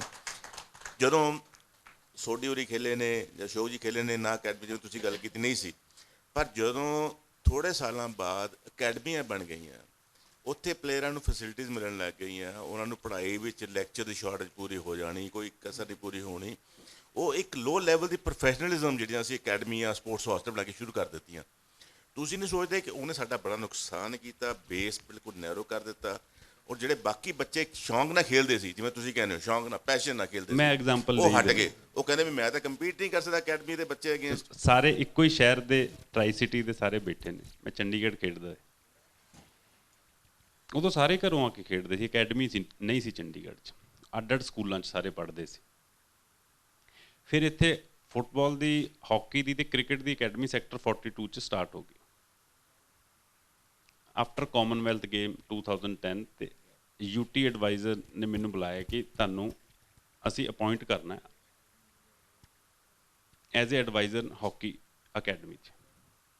ਅਤੇ ਬੈਠੇ ਫਸਟ ਮੀਟਿੰਗ ਸੀ ਅਜੇ, ਕਹਿੰਦੇ ਕੀ ਕਰਨਾ ਚਾਹੀਦਾ। ਵੈਸੇ ਜਦੋਂ ਆਪਾਂ ਇੰਟਰੋਡਕਸ਼ਨ 'ਚ ਥੋੜ੍ਹਾ ਜਿਹਾ ਆਪਣੀ ਪਲੈਨਿੰਗ ਕਰ ਲੈ ਸ਼ੇਅਰ ਕਰਦੇ ਹਾਂ, ਮੈਂ ਕਿਹਾ ਅਕੈਡਮੀ ਬੰਦ ਕਰ ਦਿਓ। ਕਹਿੰਦੇ ਯਾਰ ਮੈਂ ਤਾਂ ਤੈਨੂੰ ਐਡਵਾਈਜ਼ਰ ਵਾਸਤੇ ਕਰ ਰਿਹਾ, ਆਨਰੇਰੀਅਮ ਵੀ ਦੇਵਾਂਗੇ, ਤੂੰ ਕਹਿ ਰਿਹਾ ਅਕੈਡਮੀ ਬੰਦ ਕਰ ਦਿਓ। ਮੈਂ ਕਿਹਾ ਇਸ ਅਕੈਡਮੀ ਨੇ ਚੰਡੀਗੜ੍ਹ ਦੀ ਹਾਕੀ ਖਤਮ ਕਰਤੀ, ਕਿਉਂਕਿ ਜਿਹੜੇ ਸਾਰੇ ਪਲੇਅਰ ਸੀ ਉਹ ਦੂਸਰੀ ਸਟੇਟਸ ਤੋਂ ਆ ਰਹੇ ਨੇ। ਇੱਕ ਸਕੂਲ 'ਚ ਐਡਮਿਸ਼ਨ ਉਹਨਾਂ ਦੀ, ਜਿਹੜੀ ਗੱਲ ਤੁਸੀਂ ਕਹਿ ਰਹੇ ਹੋ, ਉਹ ਜਦੋਂ ਇੱਕ ਸਕੂਲ 'ਚ ਸਾਰੇ ਆ ਕੇ ਬਾਕੀ ਸਕੂਲ ਜਿਹੜੇ ਨੇ ਉਹਨਾਂ ਦਾ ਜਿਹੜਾ ਹਾਕੀ ਨੂੰ ਕਿ ਬਾਕੀ ਸਪੋਰਟਸ ਨੂੰ ਲੈ ਕੇ ਵੀ ਇੰਟਰਸਟ ਘਟ ਗਿਆ। ਇਹ ਸਿਰਫ ਮੈਂ ਇੱਕ ਛੋਟੇ ਜਿਹੇ ਸ਼ਹਿਰ ਦੀ ਗੱਲ ਕਰ ਰਿਹਾ, ਬਾਕੀ ਤਾਂ ਬੜਾ ਚੰਗਾ ਲੱਗਦਾ। ਮੈਂ ਭੂਆ ਜੀ ਨੂੰ ਵਹਿੰਦਾ ਰਹਿੰਦਾ ਜੀ। ਸਭ ਤੋਂ ਵੱਡੀ ਗੱਲ ਹੈ ਦੇਖੋ ਸਪੋਰਟਸ ਕਲਚਰ ਦੀ, ਸਪੋਰਟਸ ਕਲਚਰ ਉਹਨੂੰ ਕਿਹਾ ਜਾਂਦਾ ਹੈ ਕਿ ਜਿੱਥੇ ਸਾਰੀ ਏਜ ਦੇ ਖੇਡਦੇ ਹੋਣ, ਸਾਰੀ ਏਜ ਦੇ ਖੇਡਦੇ ਹੋਣ। ਉਹ ਸਭ ਤੋਂ ਜ਼ਿਆਦਾ ਮੈਨੂੰ ਚੰਗਾ ਲੱਗਦਾ ਜਦੋਂ ਕੋਈ 70 ਸਾਲ ਦਾ ਭੱਜ ਰਿਹਾ, ਕੋਈ 80 ਸਾਲ ਦਾ ਭੱਜ ਰਿਹਾ। ਸਭ ਤੋਂ ਦੇਖ ਕੇ ਮੈਨੂੰ ਲੱਗਦਾ ਕਿ ਉਹ ਮੋਟੀਵੇਸ਼ਨ ਆ। ਜਿਹੜੇ ਘਰ ਦੇ ਵਿੱਚ ਬਜ਼ੁਰਗ ਫਿੱਟ ਹੋਣਗੇ ਨਾ, ਮੈਂ ਸਪੋਰਟਸ ਨੂੰ ਇੱਕ ਫੈਮਿਲੀ ਦੀ ਗੱਲ ਕਰਕੇ ਹਾਂ, ਜਿਹਦੇ ਘਰ ਦੇ ਵਿੱਚ ਬਜ਼ੁਰਗ ਫਿੱਟ ਹੋਣਗੇ ਉਹ ਘਰ 'ਚ ਸਾਰੀਆਂ ਤੰਦਰੁਸਤੀਆਂ ਰਹਿਣਗੀਆਂ। ਅਤੇ ਮੈਨੂੰ ਲੱਗਦਾ ਕਿ ਜਦੋਂ ਆਪਣਾ ਸਾਡੀ ਸੁਸਾਇਟੀ ਦੇ ਵਿੱਚ ਬੱਚਾ ਵੀ ਫਿੱਟ ਅਤੇ ਸਾਡੇ ਵੱਧ ਐਕਸਪੀਰੀਅੰਸ ਵਾਲੇ ਯੰਗਸਟਰ ਵੀ ਫਿੱਟ, ਵੱਧ ਐਕਸਪੀਰੀਅੰਸ ਵਾਲੇ ਕਹਿਣਾ ਚਾਹੀਦਾ, ਬਜ਼ੁਰਗ ਕਹਿਣਾ ਨਹੀਂ ਚਾਹੀਦਾ, ਤਜਰਬੇਕਾਰ ਕਹਿ ਦੇਣਾ ਚਾਹੀਦਾ। ਹੁਣ ਭੂਆ ਜੀ ਨੂੰ ਅਸੀਂ ਤਜਰਬੇਕਾਰ ਕਹਾਂਗੇ, ਬਜ਼ੁਰਗ ਤਾਂ ਕਈ ਕਹਿਣਾ ਹੀ ਨਹੀਂ, ਅਸੀਂ ਤਜਰਬੇਕਾਰ ਨੇ। ਅਤੇ ਮੈਨੂੰ ਲੱਗਦਾ ਕਿ ਇਹ ਚੀਜ਼ ਹੋਣੀ ਚਾਹੀਦੀ ਹੈ। ਔਰ ਸਾਡੇ ਬੱਚਿਆਂ ਨੂੰ ਵੀ ਬੜੇ ਐਕਸਪੀਰੀਅੰਸ ਵਾਲੇ ਸਾਰੇ ਇੱਥੇ ਬੈਠੇ ਨੇ। ਇੱਕ ਕਮੀ ਜਿਹੜੀ, ਮੈਂ ਸਿਸਟਮ ਨੂੰ ਕਦੀ ਚੰਗਾ ਮਾੜਾ ਨਹੀਂ ਕਹਿੰਦਾ, ਹਮੇਸ਼ਾ ਸੁਸਾਇਟੀ ਚੰਗੀ ਅਤੇ ਮਾੜੀ ਹੁੰਦੀ ਹੈ। ਸੁਸਾਇਟੀ ਚੰਗੀ ਮਾੜੀ ਵੀ ਨਹੀਂ ਹੁੰਦੀ, ਸੁਸਾਇਟੀਆਂ 'ਚ ਫਰਕ ਹੁੰਦਾ ਸਿਰਫ। ਯੂਰਪੀਅਨ ਸੁਸਾਇਟੀ ਅਤੇ ਇੰਡੀਅਨ ਸੁਸਾਇਟੀ 'ਚ ਬਸ ਥੋੜ੍ਹਾ ਬਹੁਤਾ ਫਰਕ ਆ। ਉਹ ਸੰਡੇ ਨੂੰ ਖੇਡਦੇ ਨੇ ਅਤੇ ਅਸੀਂ ਸੰਡੇ ਨੂੰ ਨਹੀਂ ਖੇਡਦੇ, ਬਸ ਇੰਨਾ ਇੱਕ ਬਹੁਤ ਵੱਡਾ ਫਰਕ ਆ।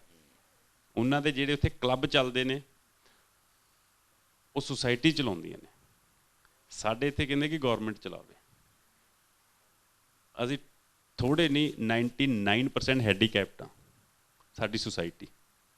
ਜੋ ਅਸਲੀਅਤ ਆ ਨਾ ਕੋਈ ਕਹਿਣਾ ਚਾਹੁੰਦਾ ਅਤੇ ਨਾ ਕੋਈ ਸੁਣਨਾ ਚਾਹੁੰਦਾ। ਅਸੀਂ ਹਰ ਕੋਈ ਗੌਰਮੈਂਟ ਨੇ ਕੀ ਕੀਤਾ, ਗੌਰਮੈਂਟ ਨੇ ਕੀਤਾ। ਪੈਸਾ ਬਾਅਦ 'ਚ ਆਉਣਾ ਚਾਹੀਦਾ। ਨਹੀਂ, ਪਰ ਮੈਸੀ ਨੇ ਜਦੋਂ ਸਟਾਰਟ ਕੀਤਾ ਸੀ ਉਹ ਪੈਸੇ ਵਾਸਤੇ ਨਹੀਂ ਕੀਤਾ ਸੀ। ਜਦੋਂ ਉਹਨੂੰ ਬਾਰਸਲੋਨਾ ਨੇ ਪਿਕ ਕੀਤਾ ਤੇ ਸਿਰਫ ਉਹਦੇ ਟ੍ਰੀਟਮੈਂਟ ਵਾਸਤੇ ਕੀਤਾ ਸੀ। ਪਰ ਉਹ ਪੈਸੇ ਵਾਸਤੇ ਗਿਆ ਹੀ ਨਹੀਂ। ਬਾਅਦ 'ਚ ਮੈਂ ਤੁਹਾਨੂੰ ਇੱਥੇ ਇੱਕ ਸਵਾਲ ਪੁੱਛਣਾ ਚਾਹੁੰਦਾ। ਹਾਂ, ਸਵਾਲ ਠੀਕ ਹੈ। 75 'ਚ ਵਰਲਡ ਕੱਪ ਅਸੀਂ ਜਿੱਤੇ, ਸਰਕਾਰ ਨੇ ਪੈਸਾ ਦਿੱਤਾ, ਪੰਜਾਬ ਸਰਕਾਰ ਨੇ ਕੈਂਪ ਲਾਇਆ, ਖਰਚ ਕੀਤਾ, ਟੀਮ ਭੇਜੀ। 2010 ਦਾ ਵਰਲਡ ਕੱਪ ਕੀਤਾ, ਦਿੱਲੀ ਦੀ ਚੀਫ ਮਿਨਿਸਟਰ ਨੇ ਪੈਸਾ ਦਿੱਤਾ ਕਿ ਵਰਲਡ ਕੱਪ ਕਰਾਓ। 2 ਵਰਲਡ ਕੱਪ ਅਸੀਂ ਉੜੀਸਾ ਕਰਾਏ ਕਿ ਸਰਕਾਰ ਨੇ ਪੈਸੇ ਦਿੱਤੇ, ਫੈਸਿਲਿਟੀਜ਼ ਕ੍ਰੀਏਟ ਕੀਤੀਆਂ ਅਤੇ ਕਰਾਓ। ਅੱਜ ਸਾਡੀਆਂ ਐਸੋਸੀਏਸ਼ਨਾਂ, ਫੈਡਰੇਸ਼ਨਾਂ ਕੋਲ ਕੱਖ ਨਹੀਂ ਹੈਗਾ। ਜੇ ਸਰਕਾਰਾਂ ਨਹੀਂ ਖੜਦੀਆਂ ਤਾਂ ਸਾਡੀਆਂ ਸਪੋਰਟ ਜਿਹੜੀਆਂ ਤੁਸੀਂ ਅੱਜ ਦੇਖ ਰਹੇ ਹੋ ਸ਼ਾਇਦ ਇਹ ਨਹੀਂ ਹੋਣੀਆਂ ਸੀ। ਕਿਉਂਕਿ ਸਾਡੀ ਸੁਸਾਇਟੀ, ਜਿਵੇਂ ਤੁਸੀਂ ਕਿਹਾ, ਅਸੀਂ ਸਪੋਰਟਸ ਵੱਲ ਇਨਕਲੀਨੇਸ਼ਨ ਲੂਜ਼ ਕਰ ਲਈ। ਪਰ ਕੁਝ ਪੇਰੈਂਟਸ, ਅਸੀਂ ਇੰਡੀਵਿਜੂਅਲ ਸਪੋਰਟਸ ਕਿਉਂ ਅੱਛੇ ਹੋ ਗਏ ਕਿ ਕੁਝ ਪੇਰੈਂਟਸ ਨੇ ਕਿਹਾ ਕਿ ਮੇਰਾ ਬੱਚਾ ਸ਼ੂਟਿੰਗ ਵਧੀਆ ਕਰ ਸਕਦਾ, ਮੈਂ ਪੈਸੇ ਖਰਚਦਾ, ਟ੍ਰੇਨਿੰਗ ਤੋਂ ਆਉਣਾ ਬਾਅਦ ਉਹ ਮੈਡਲ ਆਉਣ ਲੱਗ ਗਏ। ਬਾਕਸਿੰਗ 'ਚ ਆਪਣੇ ਭੇਜਣ ਲੱਗ ਗਏ, ਬੈਡਮਿੰਟਨ 'ਚ ਗੋਪੀ ਚੰਦ ਦੀ ਅਕੈਡਮੀ ਭੇਜਣ ਲੱਗ ਗਏ, ਪ੍ਰਕਾਸ਼ ਪਾਡੂਕੋਨ ਦੀ ਅਕੈਡਮੀ ਭੇਜਣ ਲੱਗ ਗਏ, ਇੰਡੀਵਿਜੂਅਲ ਤਾਂ ਸਾਡੇ ਰਿਜ਼ਲਟਸ ਆਉਣ ਲੱਗ ਗਏ। ਪਰ ਜੇ ਸਰਕਾਰ ਦੀ ਪੈਟਰੋਲਿੰਗ ਨਾ ਹੋਵੇ ਤਾਂ ਸਾਡੀ ਸਪੋਰਟ ਦਾ ਕੀ ਹਾਲ ਹੋਏਗਾ? ਮੈਂ ਤਿੰਨਾਂ ਨੂੰ ਪੁੱਛਣਾ ਚਾਹੁੰਦਾ ਦੋ ਅੱਡ-ਅੱਡ ਚੀਜ਼ਾਂ ਹੁਣ ਤੁਸੀਂ ਦੱਸ ਕੀ ਹੋਏਗਾ? ਨਹੀਂ, ਦੋ ਅੱਡ-ਅੱਡ ਹੋ ਗਈਆਂ। ਇੱਕ ਪਹਿਲਾਂ ਸਰਕਾਰ ਦੀ ਗੱਲ ਹੋਈ ਹੈ, ਫਿਰ ਇੰਡੀਵਿਜੂਅਲ ਦੀ ਗੱਲ ਕੀਤੀ ਤੁਸੀਂ। ਇੰਡੀਵਿਜੂਅਲ ਦੇ ਵਿੱਚ ਸ਼ੂਟਿੰਗ ਦੀ ਗੱਲ ਕੀਤੀ ਹੈ, ਉਹ 'ਚ ਵੀ ਸਰਕਾਰ ਦਾ ਨਾਂ ਨਹੀਂ ਲਿਆ ਤੁਸੀਂ। ਨਹੀਂ, ਬੈਡਮਿੰਟਨ ਦੀ ਗੱਲ ਕੀਤੀ ਹੈ, ਉਹਦੇ 'ਚ ਗੋਪੀ ਚੰਦ ਦਾ ਨਾਂ ਲਿਆ। ਬਾਕਸਿੰਗ ਦੇ ਵਿੱਚ ਸਰਕਾਰ ਦਾ ਨਾਂ ਨਹੀਂ ਲਿਆ, ਉਹ 'ਚ ਵੀ ਪ੍ਰਾਈਵੇਟ ਅਕੈਡਮੀ ਚੱਲਦੀਆਂ। ਗੱਲ ਮੇਰਾ ਮੇਰੀ ਇਨੀਸ਼ੀਅਲ ਗੱਲ ਨਹੀਂ ਸਮਝੇ। ਇਨੀਸ਼ੀਅਲ ਟ੍ਰੇਨਿੰਗ ਲੈ ਕੇ ਜਦੋਂ ਟ੍ਰੇਨਿੰਗ ਕਰਨ ਬਾਹਰ ਜਾਂਦੇ ਨੇ, ਹਰੇਕ ਗਵਰਨਮੈਂਟ ਬਹੁਤ ਪੈਸਾ ਖਰਚਦੀ ਹੈ ਹਰੇਕ ਪਲੇਅਰ ਤੇ, ਛੋਟੇ ਤੋਂ ਛੋਟੇ ਤੇ। ਸਰਕਾਰ ਦਾ ਮਤਲਬ ਇਹ ਆ ਖੋਲ ਲਈ ਹੈ ਕਿ ਅਸੀਂ ਹਰ ਚੀਜ਼ ਸਰਕਾਰ ਤੇ ਡਿਪੈਂਡ। ਮੈਨੂੰ ਲੱਗਦਾ ਕਿ ਸਾਰੇ ਪੰਜਾਬੀਆਂ ਨੂੰ ਇੱਕ ਵਾਰੀ ਯੂਰਪ ਲੈ ਕੇ ਜਾਣਾ ਚਾਹੀਦਾ। ਜੇ ਨਹੀਂ ਆਉਣਗੇ ਤਾਂ ਵੀ ਕੁਝ ਸਿੱਖਣਗੇ ਤਾਂ ਸਹੀ। ਸਭ ਨੂੰ ਯੂਰਪ 'ਚ ਲੈ ਕੇ ਜਾਣਾ ਚਾਹੀਦਾ, ਜਰਮਨ 'ਚ ਲੈ ਕੇ ਜਾਣਾ ਚਾਹੀਦਾ, ਕੋਈ ਪੈਸਾ ਨਹੀਂ ਹੈ। ਹਾਲੈਂਡ ਦਾ ਸੈਂਡਰ ਵੈਂਡੇ ਇੱਦਾਂ ਦਾ ਕੋਈ ਨਾਂ, ਮੇਰਾ ਵਧੀਆ ਦੋਸਤ ਆ ਜਾਂ ਕੁਛ, ਅਸੀਂ ਬੈਠੇ ਇੰਡੀਆ 'ਚ, ਉਹ 2000 ਓਲੰਪਿਕ ਗੋਲਡ, 2004 'ਚ ਵੀ ਉਹਦਾ ਗੋਲਡ ਸੀ, ਚੈਂਪੀਅਨਸ ਟਰੋਫੀ ਗੋਲਡ। ਉਹਨੇ ਇੰਨੇ ਕੁ ਗੋਲਡ ਗਿਣਾਤੇ ਤੇ ਮੈਨੂੰ ਥੋੜ੍ਹੀ ਜਿਹੀ ਸ਼ਰਮ ਜਿਹੀ ਆਉਣ ਲੱਗ ਗਈ ਕਿ ਯਾਰ ਐਡਾ ਵੱਡਾ ਪਲੇਅਰ ਮੇਰੇ ਸਾਹਮਣੇ ਬੈਠਾ। ਤੇ ਉਹਨੂੰ ਮੈਂ ਪੁੱਛਿਆ ਕਿ ਤੈਨੂੰ ਮਿਲਿਆ ਕੀ? ਕਹਿੰਦਾ ਕੁਛ ਨਹੀਂ। ਤੇ ਮੈਂ ਸਿਰਫ ਆਪਣੇ ਜੂਨੀਅਰ ਵਰਲਡ ਕੱਪ ਦੇ ਹੀ ਕੈਸ਼ ਅਵਾਰਡ ਗਿਣਾਏ ਤੇ ਕਹਿੰਦਾ ਯਾਰ ਮੈਂ ਉੱਥੋਂ ਇੱਧਰ ਸ਼ਿਫਟ ਹੋ ਜਾਂਦਾ, ਮੈਨੂੰ ਸਾਰੇ ਮੈਡਲ ਦੇ ਪੈਸੇ ਮਿਲ ਜਾਣਗੇ। ਫਿਰ ਵੀ ਉਹ ਖੇਡ ਰਿਹਾ, ਫਿਰ ਵੀ ਉਹ ਖੇਡਦਾ ਪਿਆ, ਕਿਉਂਕਿ ਉਹ ਸ਼ੌਂਕ ਨਾਲ ਖੇਡਦੇ ਆ। ਫੈਮਿਲੀ ਗੇਮ ਨੇ ਉਹਨਾਂ ਦੀਆਂ, ਪੈਸ਼ਨ ਆ ਬਸ, ਹੋਰ ਕੁਛ ਨਹੀਂ। ਸਾਡੇ 'ਚ ਨਹੀਂ ਆਉਣਾ, ਕਿਉਂਕਿ ਸਾਡੀ ਸੁਸਾਇਟੀ ਤੇ ਉਹ ਸੁਸਾਇਟੀ 'ਚ ਫਰਕ ਆ, ਬਹੁਤ ਫਰਕ। ਕਦੀ ਨਹੀਂ ਆਊਗਾ। ਮੈਂ ਤਾਂ ਤੁਹਾਡੀ ਇਹ ਗੱਲ ਨਾਲ ਬਿਲਕੁਲ ਸਹਿਮਤ ਹਾਂ ਕਿ ਅਸੀਂ ਪ੍ਰੋਫੈਸ਼ਨਲਾਈਜ਼ ਕਰਨ ਦੀ ਕੋਸ਼ਿਸ਼ ਕੀਤੀ ਹੈ, ਜਿਹਨੇ ਸਾਡਾ ਨੁਕਸਾਨ ਕੀਤਾ ਹੈ। ਅਸੀਂ ਬੇਸ ਨੈਰੋ ਕਰ ਦਿੱਤਾ, ਆਪਣੇ ਸਕੀਮਾਂ ਬਣਾ ਕੇ ਹੋਸਟਲ ਖੋਲ ਦਿਓ, ਆਹ ਦੇ ਦਿਓ, ਆਹ ਦੇ ਦਿਓ। ਜਿਹੜੇ ਬੱਚੇ ਸ਼ੌਂਕ ਨਾਲ ਅਸੀਂ ਖੇਡਦੇ ਸੀ, ਮੈਂ ਗਵਰਨਮੈਂਟ ਕਾਲਜ ਖੇਲਿਆ, ਨੋਟਿਸ ਲੱਗਿਆ ਕਿ ਜਿਹੜੇ ਹਾਕੀ ਖੇਡਦੇ ਨੇ ਗਰਾਊਂਡ 'ਚ ਆ ਜਾਓ। 134 ਮੁੰਡੇ ਗਰਾਊਂਡ 'ਚ ਆ ਗਏ, 7 ਮੁੰਡੇ ਮੇਰੀ ਪੋਜੀਸ਼ਨ 'ਤੇ ਰਾਈਟ ਹਾਫ ਖੇਡਣ ਵਾਲੇ ਆ ਗਏ। ਅੱਜ ਨੋਟਿਸ ਲਾ ਦਿਓ, ਇੱਕ ਬੱਚਾ ਵੀ ਨਹੀਂ ਆਉਂਦਾ। ਉਹਨੂੰ ਪਤਾ ਵੀ ਹੋਸਟਲ ਦੇ ਮੁੰਡੇ ਨੇ ਆਉਣਾ, ਸਾਡੀ ਤਾਂ ਜਗ੍ਹਾ ਬਣਨੀ ਨਹੀਂ। ਇਹ ਸਾਡੀਆਂ ਪਾਲਿਸੀਆਂ ਨੇ। ਮੈਂ ਤਾਂ ਇਹ ਤੁਹਾਡੀ ਗੱਲ ਨਾਲ ਬਿਲਕੁਲ ਸਹਿਮਤ ਹਾਂ। ਜਿਹੜਾ ਸਾਡਾ ਪੈਸ਼ਨ ਸੀ, ਇਹ ਸਰਕਾਰਾਂ ਨੇ ਖ਼ਤਮ ਕਰ ਦਿੱਤਾ। ਤੇ ਉਸ ਤੋਂ ਬਾਅਦ ਮਾੜਾ ਮੋਟਾ ਜਿਹੜਾ ਐਸੋਸੀਏਸ਼ਨ ਕੋਲ ਕੰਮ ਰਹਿ ਗਿਆ ਸੀ, ਉਹ ਵੀ ਖੋਲਿਆ ਕਿ ਅਸੀਂ ਤਾਂ ਕਰਾਵਾਂਗੇ, ਪੈਸਾ ਦਿਆਂਗੇ। ਦੇਖੋ, ਐਸੋਸੀਏਸ਼ਨ ਦਾ ਵੀ ਮੈਂ ਐਗਜ਼ਾਮਪਲ ਇੱਕੋ ਦਿੰਦਾ ਕਿ ਕਿਸੇ ਵੀ ਐਸੋਸੀਏਸ਼ਨ, ਹਰ ਐਸੋਸੀਏਸ਼ਨ 'ਚ ਇੱਕ BCCI ਦਾ ਕੋਈ ਨਾ ਕੋਈ ਬੰਦਾ ਹੋਣਾ ਚਾਹੀਦਾ, ਕਿ ਜਿਹੜਾ ਮਰਜ਼ੀ ਲੈ ਲਓ ਉਹਨਾਂ ਦਾ। ਔਰ ਮੈਂ ਪਹਿਲਾਂ ਕਹਿੰਦਾ ਮਿਸਟਰ ਡਾਲਮੀਆ, ਜਗਮੋਹਨ ਡਾਲਮੀਆ ਹੋਣਾ ਚਾਹੀਦਾ ਸੀ। ਚਲੋ ਸਾਰੀ ਫੈਡਰੇਸ਼ਨ ਇੱਕ ਬੰਦਾ ਨਹੀਂ ਚਲਾ ਸਕਦਾ। ਮੈਨੂੰ ਲੱਗਦਾ ਹਰ ਫੈਡਰੇਸ਼ਨ 'ਚ ਕੋਈ ਇੱਕ ਕ੍ਰਿਕਟ ਦਾ ਐਸੋਸੀਏਸ਼ਨ ਦਾ ਜਾਂ ਕੋਈ ਸਟੇਟ ਦਾ ਹੋਣਾ ਹੀ ਚਾਹੀਦਾ। ਉਹ ਆਪਣੇ ਆਪ ਦੱਸ ਦੂਗਾ ਕਿ ਪੈਸਾ ਆਉਂਦਾ ਕਿਵੇਂ ਆ। ਹੁਣ ਜੇ ਮੈਂ ਪੈਸੇ ਦੀ ਗੱਲ ਕਰਾਂ, ਮੈਂ ਪੈਸੇ ਦੀ ਗੱਲ ਵੈਸੇ ਕਦੀ ਕਰਦਾ ਨਹੀਂ ਸਪੋਰਟਸ 'ਚ। ਉਹਨੂੰ ਪਤਾ ਵੀ ਇਹ ਪੈਸਾ ਲਿਆਉਣਾ ਕਿਵੇਂ ਆ ਤੇ ਵੰਡਣਾ ਵੀ ਕਿਵੇਂ। ਜੇ ਇੱਕ ਐਗਜ਼ਾਮਪਲ ਮੈਂ ਕ੍ਰਿਕਟ ਦਾ ਦੇ ਦਾਂ, ਮੈਂ ਨਾਂ ਨਹੀਂ ਲਊਂਗਾ ਕ੍ਰਿਕਟਰ ਦਾ। ਕਹਿੰਦਾ ਜੀ ਉਸੇ ਗੁਰਦੁਆਰੇ ਮੰਦਿਰ ਮਸਜਿਦ ਦੇ ਵਿੱਚ ਅਸੀਂ ਬੜੀ ਸ਼ਰਧਾ ਨਾਲ ਵੱਧ ਮੱਥਾ ਟੇਕਦੇ ਹਾਂ, ਵੱਧ ਚੜਾਵਾ ਚੜਾਉਂਦੇ ਹਾਂ, ਜਿੱਥੇ ਪਤਾ ਹੁੰਦਾ ਹੈ ਕਿ ਇਸ ਚੜਾਵੇ ਦਾ ਵਰਤੋਂ ਸਹੀ ਹੁੰਦੀ ਪਈ ਹੈ। ਮੈਨੂੰ ਲੱਗਦਾ ਇੱਕੋ ਲਾਈਨ 'ਚ ਤੁਸੀਂ ਸਾਰਾ ਕੁਝ ਸਮਝ ਗਏ ਹੋ ਕਿ BCCI ਨੇ ਆਪਣੇ ਫੰਡਸ ਦੀ ਯੂਟੀਲਾਈਜੇਸ਼ਨ ਬਹੁਤ ਪੋਜ਼ਿਟਿਵ ਕੀਤੀ ਤੇ ਪੈਸਾ ਬਾਕੀ ਫੈਡਰੇਸ਼ਨਾਂ ਕੋਲ ਵੀ ਬਹੁਤ ਜ਼ਿਆਦਾ ਸੀ। ਜਿੰਨੇ ਸਪੋਂਸਰ ਤੁਸੀਂ, ਵੈਸੇ ਕੰਪੈਰੀਜ਼ਨ ਮੈਨੂੰ ਕਰਨਾ ਨਹੀਂ ਚਾਹੀਦਾ ਇਸ ਸਟੇਜ 'ਤੇ, जिन्ने स्पॉन्सर क्रिकेट बाद चाहे हॉकी पहला है। राजपाल जी, इसके अंदर 2-3 चीज़ें क्रिकेट से कंपेयर करने का कि उनका तो रोज़ टेस्ट मैचेज होते हैं, वो समझिए आप उनके वर्ल्ड कप हैं। हमारा वर्ल्ड कप एक बार ही होता है, ओलंपिक एक बार होता है। हम अगर कहीं टेस्ट मैच भी खेलते कोई ध्यान ही नहीं आता किसी का उसके ऊपर।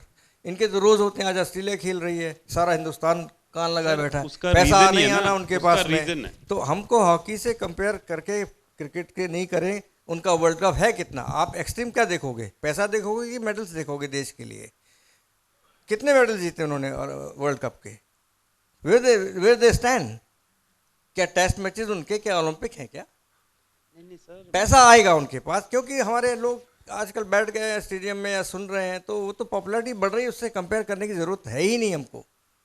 मैं सर कोई कंपैरिजन नहीं कर रहा, मैं तो एक नॉर्मल एक डिस्कस कर रहा हूं। हमारा पैसा हॉकी के अंदर ਬੇਸਿਕ ਇਸ਼ੂ ਤਾਂ ਇਹ ਹੈ ਨਾ ਕਿ ਬੱਚਾ ਕਿਉਂ ਜਾਏਗਾ ਸਪੋਰਟਸ ਵਿੱਚ, ਤੇ ਜੇ ਸਿਰਫ ਫਿਟਨੈਸ ਵਾਸਤੇ, ਸਿਰਫ ਫਿਟਨੈਸ ਵਾਸਤੇ, ਨਹੀਂ ਦੇਖੋ ਸਿਰਫ ਫਿਟਨੈਸ ਵਾਸਤੇ।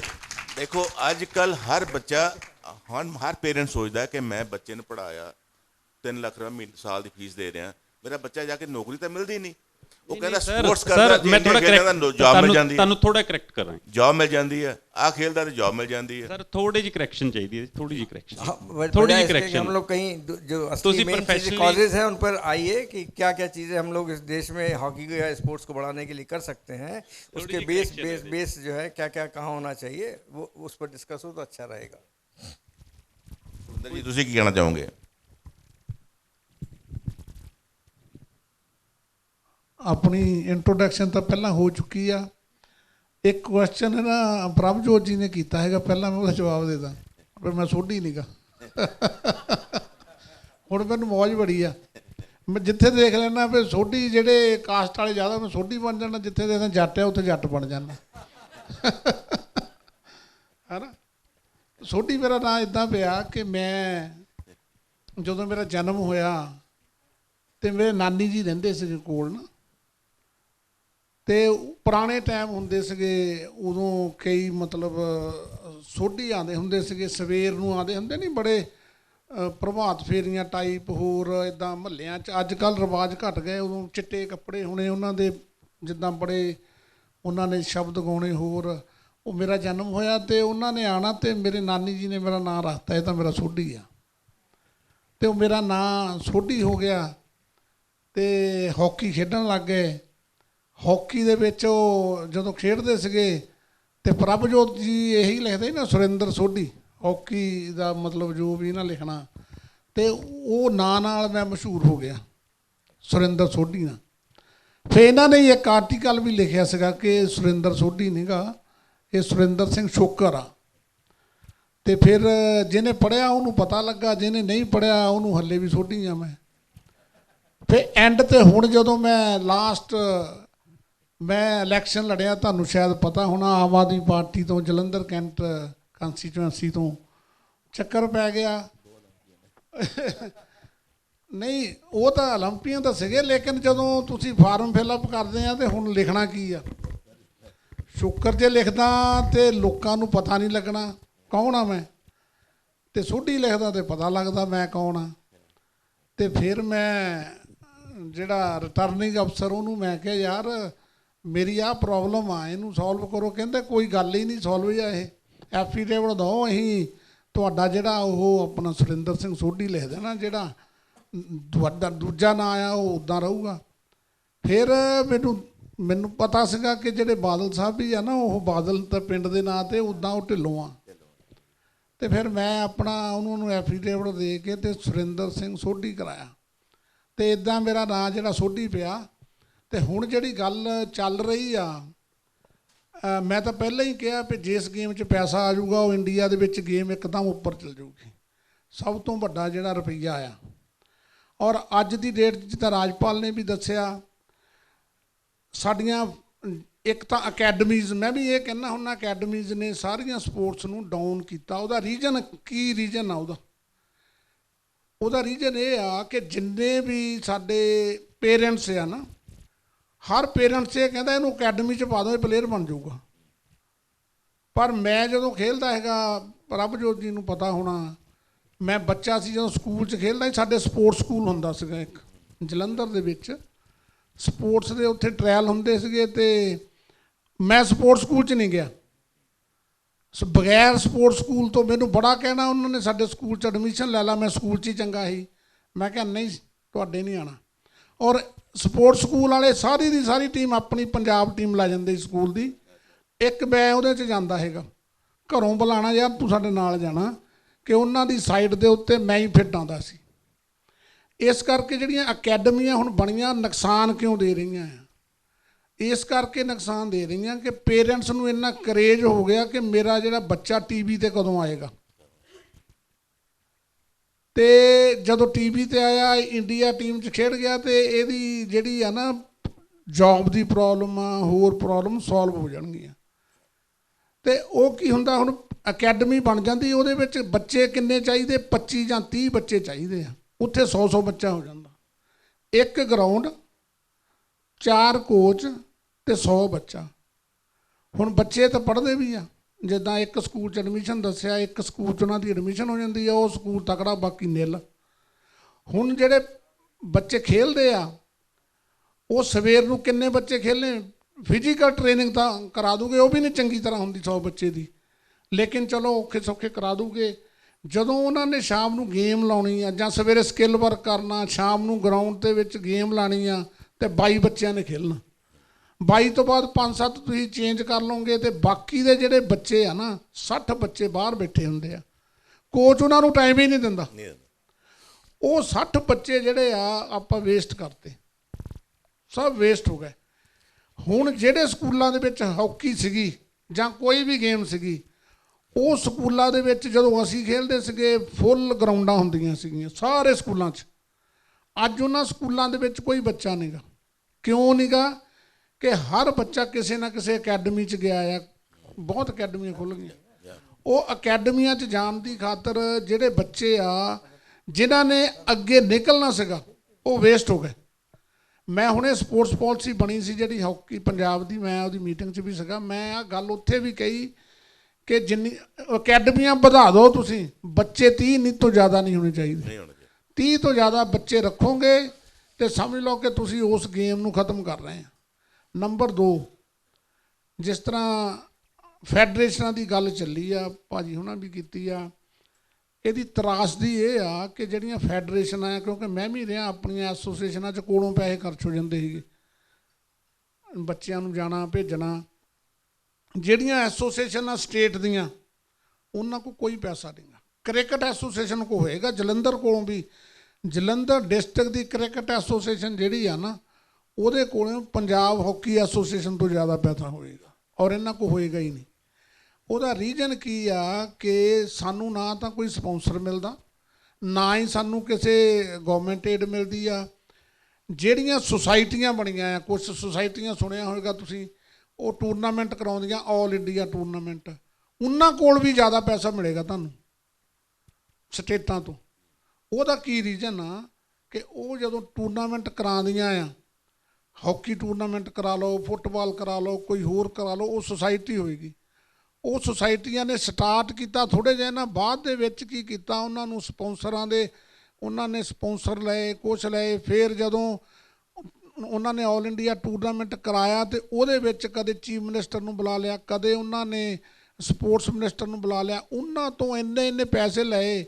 ਅੱਜ ਮੈਂ ਇਸ ਤਰ੍ਹਾਂ ਦੀਆਂ ਅਕੈਡਮੀਆਂ ਤੁਹਾਨੂੰ ਸੁਸਾਇਟੀਆਂ ਦੱਸ ਦੂੰ ਜਿਹਨਾਂ ਕੋਲ ਗਿਆ ਆ, ਜਦ ਕਿ ਉਹ ਸੁਸਾਇਟੀਆਂ ਦਾ ਕੰਮ ਕੀ ਆ, ਸਿਰਫ ਟੂਰਨਾਮੈਂਟ ਕਰਾਇਆ ਤੇ ਬੰਦ। ਉਹ ਕੋਈ ਪ੍ਰਮੋਟਰ ਨਹੀਂ ਗੇ ਹੈਗੇ, ਚੰਗੀ ਤਰ੍ਹਾਂ ਜਾਣਦੇ ਹੋਣਗੇ ਆਪਣੇ ਭਾਜੀ ਹੁਣੇ।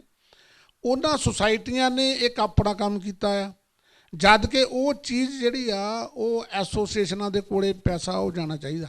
ਐਸੋਸੀਏਸ਼ਨ ਜਿਹੜੀ ਆ ਉਹ ਆਲ ਇੰਡੀਆ ਟੂਰਨਾਮੈਂਟ ਕਰਾਏ ਆਪਣੇ ਸਟੇਟ ਦੇ ਵਿੱਚ ਇੱਕ, ਬਾਕੀ ਜਿਹੜੇ ਟੂਰਨਾਮੈਂਟ ਆ ਉਹਦੇ ਅੰਡਰ ਹੋਣ।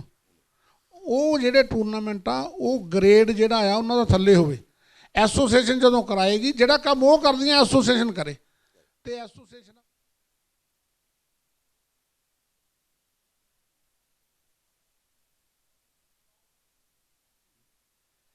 ਕਿਉਂਕਿ ਜਦੋਂ ਮੈਨੂੰ ਯੂਰਪ ਦੇ ਵਿੱਚ ਲੀਗ ਹਾਕੀ ਖੇਡਣ ਦਾ ਮੌਕਾ ਮਿਲਿਆ, ਜਿਸ ਤਰ੍ਹਾਂ ਆਪਾਂ ਸੰਡੇ ਦੀ ਗੱਲ ਕਰਦੇ ਹਾਂ, ਸੰਡੇ ਨੂੰ ਯੂਰਪ ਦੇ ਵਿੱਚ ਤਾਂ ਸਾਰੀਆਂ ਗਰਾਊਂਡਾਂ ਸੈਚਰਡੇ ਔਰ ਸੰਡੇ ਦੋਨੋਂ ਫੁੱਲ ਹੁੰਦੀਆਂ,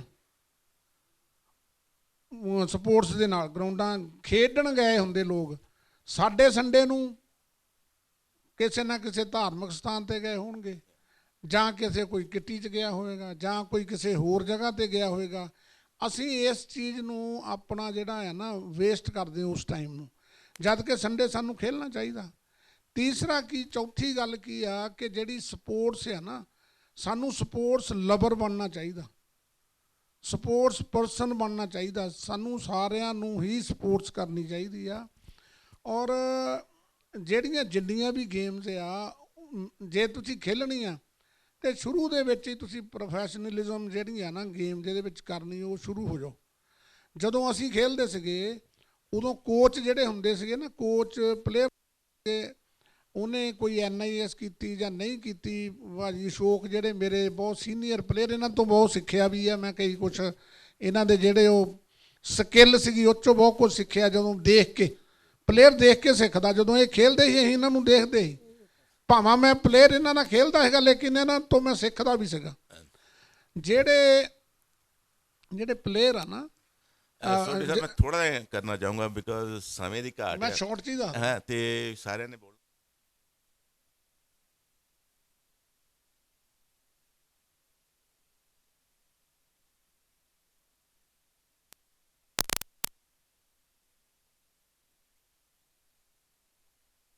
ਸਾਡਾ ਕੈਪਟਨ ਜਿਹੜਾ ਸੀ ਨਾ ਕਾਰਪੋਰੇਸ਼ਨ, ਜਿੱਦਾਂ ਆਪਣੇ ਉਹਦੀ ਗੱਡੀ ਦਾ ਡਰਾਈਵਰ ਸੀਗਾ ਕੈਪਟਨ। ਮੈਂ ਦਿਲ 'ਚ ਕਿਹਾ, ਮੈਂ ਕਿਹਾ ਜੇ ਇੰਡੀਆ ਹੁੰਦੀ ਤੇ ਇਹਨੂੰ ਤਾਂ ਗਰਾਊਂਡ 'ਚ ਵੀ ਨਹੀਂ ਵੜਨ ਦੇਣਾ ਸੀ ਕਿਸੇ ਨੇ।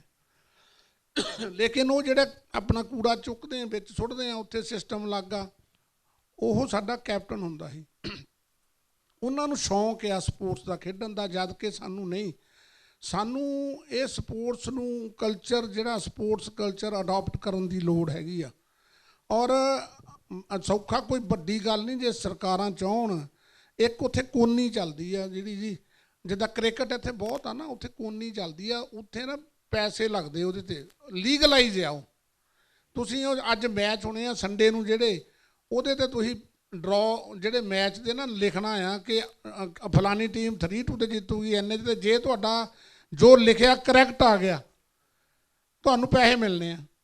ਅੱਛਾ, ਇੱਕ ਤਾਂ ਜਿਹੜੀ ਲੋਕ ਆ ਉਹਨਾਂ 'ਚ ਇੰਟਰਸਟ ਬਣ ਜਾਂਦਾ ਕਿ ਜੀ ਅਸੀਂ ਆਪਾਂ, ਉਹ ਸਸਤਾ ਜਿਹਾ ਹੁੰਦਾ $1, ਨਾਲੇ ਦਾ ਡਾਲਰ, ਨਾਲੇ ਉਹਦਾ ਇੰਟਰਸਟ ਬਣ ਗਿਆ। ਤੇ ਅੱਜ ਮੈਚ ਕਿਹੜੇ ਕਿਹੜੇ ਹੋਣੇ ਆ ਉਹਨੂੰ ਪਤਾ ਲੱਗ ਗਿਆ। ਦੂਜਾ, ਉਹਨੇ ਆਪਣਾ ਹਰ ਰੋਜ਼ ਮੈਚ ਦਾ ਰਿਜ਼ਲਟ ਦੇਖਣਾ, ਤਾਂ ਉਹ ਇੱਕਦਮ ਉਸ ਗੇਮ 'ਚ ਖੁੱਭ ਗਿਆ। ਉਹ ਫਿਰ ਜਦੋਂ ਰਿਜ਼ਲਟ ਆਉਂਦੇ ਸ਼ਾਮ ਨੂੰ ਦੇਖਦਾ, ਉਹਦੇ 'ਚ ਬਹੁਤ ਪੈਸਾ ਇਕੱਠਾ ਹੁੰਦਾ। ਉਸ ਪੈਸੇ ਦੇ ਵਿੱਚੋਂ ਉਹ ਸਾਰੀਆਂ ਦੂਸਰੀਆਂ ਗੇਮਸ ਜਿਹੜੀਆਂ ਜਿਨ੍ਹਾਂ ਦੇ ਕੋਲੇ ਪੈਸਾ ਘੱਟ ਆ ਗੇਮ, ਉਹਨਾਂ ਨੂੰ ਡਿਵਾਈਡ ਕਰਦੇ ਆ ਕਿ ਤੁਸੀਂ ਆਪਣੀ ਗੇਮ ਨੂੰ ਪ੍ਰਮੋਟ ਕਰੋ। ਜਦੋਂ ਮੈਂ ਖੇਡਣ ਗਿਆ ਬਾਹਰ, ਤੇ ਮੈਨੂੰ ਉਹਨਾਂ ਫੋਨ ਕੀਤਾ ਕਿ ਤੇਰੇ ਕੋਲੇ ਮੈਗਜ਼ੀਨ ਦੀਆਂ ਕੋਈ ਫੋਟੋਆਂ ਹੈਗੀਆਂ ਨਾ, ਨਾਲ ਲੈ ਕੇ ਆਈ। ਮੈਂ ਕਿਹਾ ਇਹਨਾਂ ਨੇ ਕੀ ਕਰਨੀਆਂ ਫੋਟੋ ਮੇਰੀਆਂ। ਮੈਂ ਲੈ ਗਿਆ, ਉਹਨਾਂ ਨੇ ਉਹ ਫੋਟੋਆਂ ਨੂੰ ਫੋਟੋ ਸਟੇਟ ਕੀਤਾ, 100 ਕਾਪੀ ਕਰ ਲਈ। ਮੈਂ ਕਿਹਾ ਇਹ ਕਰਨੀ ਕੀ ਆ? ਉਹਨਾਂ ਨੇ ਨਾ ਇੱਕ ਟੀਮ ਬਣਾਈ ਆ, ਆਪਣੀ ਟੀਮ, ਉਹਨੂੰ ਪ੍ਰਮੋਟ ਕਰਦੀ ਆ ਗੇਮ ਨੂੰ। ਉਹ ਗੇਮਾਂ ਨੂੰ ਜਾ ਕੇ ਪ੍ਰਮੋਟ ਕਰਦੇ ਸੀਗੇ ਸਕੂਲਾਂ 'ਚ ਜਾ ਕੇ ਕਿ ਫਲਾਣਾ ਬੰਦਾ ਸਾਡੇ ਕੋਲੇ ਆਇਆ, ਇਹ ਆਹ ਹਾਕੀ ਖੇਡਿਆ ਤੇ ਇਹਦਾ ਪੋਜੀਸ਼ਨ ਇੰਡੀਆ 'ਚ ਆ। ਤੇ ਜਿਸ ਤਰ੍ਹਾਂ ਮੈਰਾਡੋਨਾ ਦੀ ਹੁਣੇ ਗੱਲ ਕੀਤੀ ਤੁਸੀਂ, ਤੇ ਮੈਂ ਉਸ ਟਾਈਮ 'ਚ ਹੀ ਖੇਲਦਾ ਸੀ ਜਦੋਂ ਮੈਰਾਡੋਨਾ ਖੇਲਦਾ ਸੀ। ਤੇ ਮੈਂ ਇਟਲੀ ਹਾਕੀ ਖੇਲਦਾ ਸੀ ਤੇ ਮੈਰਾਡੋਨਾ ਉੱਥੇ ਫੁੱਟਬਾਲ ਖੇਲਦਾ ਸੀ। ਉਹ ਜਦੋਂ ਮੈਂ ਹਾਕੀ ਖੇਲਦਾ, ਉਹਨਾਂ ਨੇ ਇੱਕ ਹੈਡਿੰਗ ਆਇਆ ਆਪਣੇ ਹਾਕੀ ਚਨੂੰ ਉਸਕੋ ਪ੍ਰੈਜ਼ੈਂਟ ਮੈਰਾਡੋਨਾ ਇਨ ਹਾਕੀ, ਉਹ ਇਟਾਲੀਅਨ 'ਚ ਲਿਖਿਆ। ਤੇ ਮੈਨੂੰ ਇੱਕ ਮਿੰਟ, ਮੈਨੂੰ ਜਾਣ ਦਾ ਮੌਕਾ ਮਿਲ ਗਿਆ ਇੱਕ ਮੈਚ 'ਚ, ਮੈਨੂੰ ਫੁੱਟਬਾਲ ਦੇ ਮੈਚ 'ਚ ਲੈ ਗਏ। ਉਹਨਾਂ ਨੇ ਲਿਜਾ ਕੇ ਮੈਨੂੰ ਨਾ ਫੁੱਟਬਾਲ ਗਰਾਊਂਡ ਦੇ ਵਿੱਚ, ਉੱਥੇ ਮੈਰਾਡੋਨਾ ਨੇ ਖੇਲਣਾ ਸੀ, ਤੇ ਉੱਥੇ ਲਿਜਾ ਕੇ ਇੰਟਰੋਡਿਊਸ ਕਰਾਇਆ। ਉਹ ਨਾ ਪਲੇਅਰ ਨੂੰ ਪ੍ਰਮੋਟ ਕਰਦੇ ਆ, ਪਲੇਅਰ ਨੂੰ ਲੋਕਾਂ ਨੂੰ ਦਿਖਾਉਂਦੇ ਆ, ਤੇ ਪਲੇਅਰ ਦਾ ਦੱਸਦੇ ਆ। ਜਦ ਕਿ ਇੰਡੀਆ ਦੇ ਵਿੱਚ ਕਿਸੇ ਨੂੰ ਕੋਈ ਪਲੇਅਰ ਦਾ ਦੱਸਦੇ ਨਹੀਂ ਗੇ, ਪ੍ਰਮੋਟ ਨਹੀਂ ਕਰਦੇ। ਇਹਦਾ ਰੀਜ਼ਨ ਇਹ ਹੀ ਆ ਕਿ ਸਾਡੀ ਸਪੋਰਟਸ ਜਿਹੜੀ ਆ ਨਾ, ਉਹ ਅਪ ਨਹੀਂ ਹੋ ਰਹੀ। ਜੇ ਕੋਈ ਗੇਮ 'ਚ ਪੈਸਾ ਹੈਗਾ ਆ, ਉਹਨੂੰ ਤਾਂ ਬੁਖਾਰ ਜਿਹਾ ਵੀ ਚੜ੍ਹਿਆ, ਤੇ ਉਹਨੂੰ ਕਹਿੰਦੇ ਜੀ ਇਹ ਅੱਜ ਫਲਾਣੇ ਪਲੇਅਰ ਨੂੰ ਬੁਖਾਰ ਚੜ੍ਹ ਗਿਆ, ਕ੍ਰਿਕਟ ਦੇ ਨੂੰ ਅੱਜ ਠੀਕ ਨਹੀਂ, ਕੱਲ੍ਹ ਖੇਲਣਾ ਨਹੀਂ। ਹਾਕੀ ਓਲੰਪੀਅਨ ਜਿਹਨੇ 골ਡ ਮੈਡਲ ਲਿਆਂਦੇ ਆ, ਉਹ ਭਾਵੇਂ ਉਹਦੇ ਮਰਨ ਵਾਲਾ ਪਿਆ ਹੋਵੇ ਤੇ ਕਿਸੇ ਖਬਰ ਵੀ ਨਹੀਂ ਲਾਣੀ। ਇਹ ਰੀਜਨ ਆ ਸਾਰੇ ਸਪੋਰਟਸ ਦੇ डाउन होने दे, ते अगे ना जान दे। Thank you very much Ashok ji. बस 1 मिनट के लिए, बस बिकॉज हमने पहले बहुत टाइम ले लिया, सिर्फ 1 मिनट के लिए आप यू सम अप, क्या आप कहना चाहते हैं?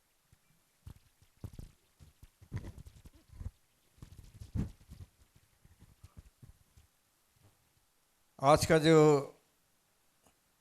असली हमारा सबका उद्देश्य यह है कि हॉकी हमारे देश की जो पुराने वक्त में गोल्डन एरा जिसको हम कहते थे वापस लौट कर कब आए या कैसे आएगी, उसके लिए हमें क्या क्या चीज़ें करनी हैं बच्चों के लिए, सोसाइटी के लिए, फेडरेशंस के लिए। मैंने इतने लंबे टाइम से, मेरा जीवन भी हॉकी के साथ करीब 60 साल 65 साल हो गए मुझे आज जुड़े हुए इसके साथ में, तो इनसे आउट मुझे सब मालूम है कि हम आगे क्यों नहीं बढ़ पा रहे हैं या हम जब आगे बढ़े हैं तो क्यों बढ़े हैं। हम लोग आजकल खिलाड़ी हमेशा डिपेंड रहा है, चाहे वो अपने कोच के ऊपर रहा हो, कोच जो है फेडरेशन के ऊपर रही हो, फेडरेशन जो है वो नेता के ऊपर रही हो। और इस बात को मान के हम चले, हमारे परसेप्शन में, हमारे इंडियन लिहाज से हमारे हर खेल आखिर में जाकर रुकते हैं तो नेता के ऊपर रुकते हैं। वही इसका सबसे बड़ा हमारा कॉज रहा है कि हम उनके ऊपर डिपेंडेंट रहे। राजपाल जी ने बोला कि सोसाइटी अगर हमारी इतनी डेवलप होती तो हमको उनके ऊपर डिपेंड होने की ज़रूरत नहीं पड़ती। पैसे चाहिए होते हैं, फंड चाहिए होता है, टीम की क्लियरेंस चाहिए है, तो ये सब चीज़ें आकर रुकती हैं हमारी नेताओं के ऊपर। अब अगर आज के दौर में देखें तो हमारे हर फेडरेशन के अंदर लीडर्स हैं, कहाँ पर खिलाड़ी मिलेंगे आपको जो इसको चला रहे हों या इसको आगे बढ़ा रहे हों?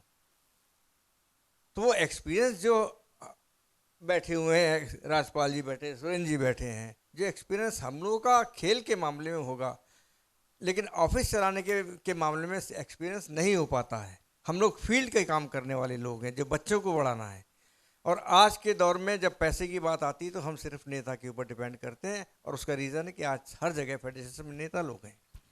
ये सबसे बड़ी बात आ गई है। जो सोसाइटी के लोग होना चाहिए, जो अच्छे स्पॉन्सर्स हों, जो अच्छे व्यापारिक घराने हों, जो कमर्शियल अपने उसमें काम करते हों। तो हमें स्पोर्ट्स में नेता चाहिए, स्पोर्ट्समैन नेता चाहिए जो स्पोर्ट्स को मैनेज करें। So I think thank you very much everyone, and sorry we have exceeded our time, but they have lots to tell and we can share their tales over a cup of tea after this. So we move to the next session. Thank you very much. Thank you for this lovely Rajpal, session, thank you gentlemen. Sodhi sahab, thank you Ashok ji, thank you very much. I would now like to invite our co-founders, Mr. Hardeep Chandpuri and Mr. Vivek Atre, to honor the speakers. He's not here.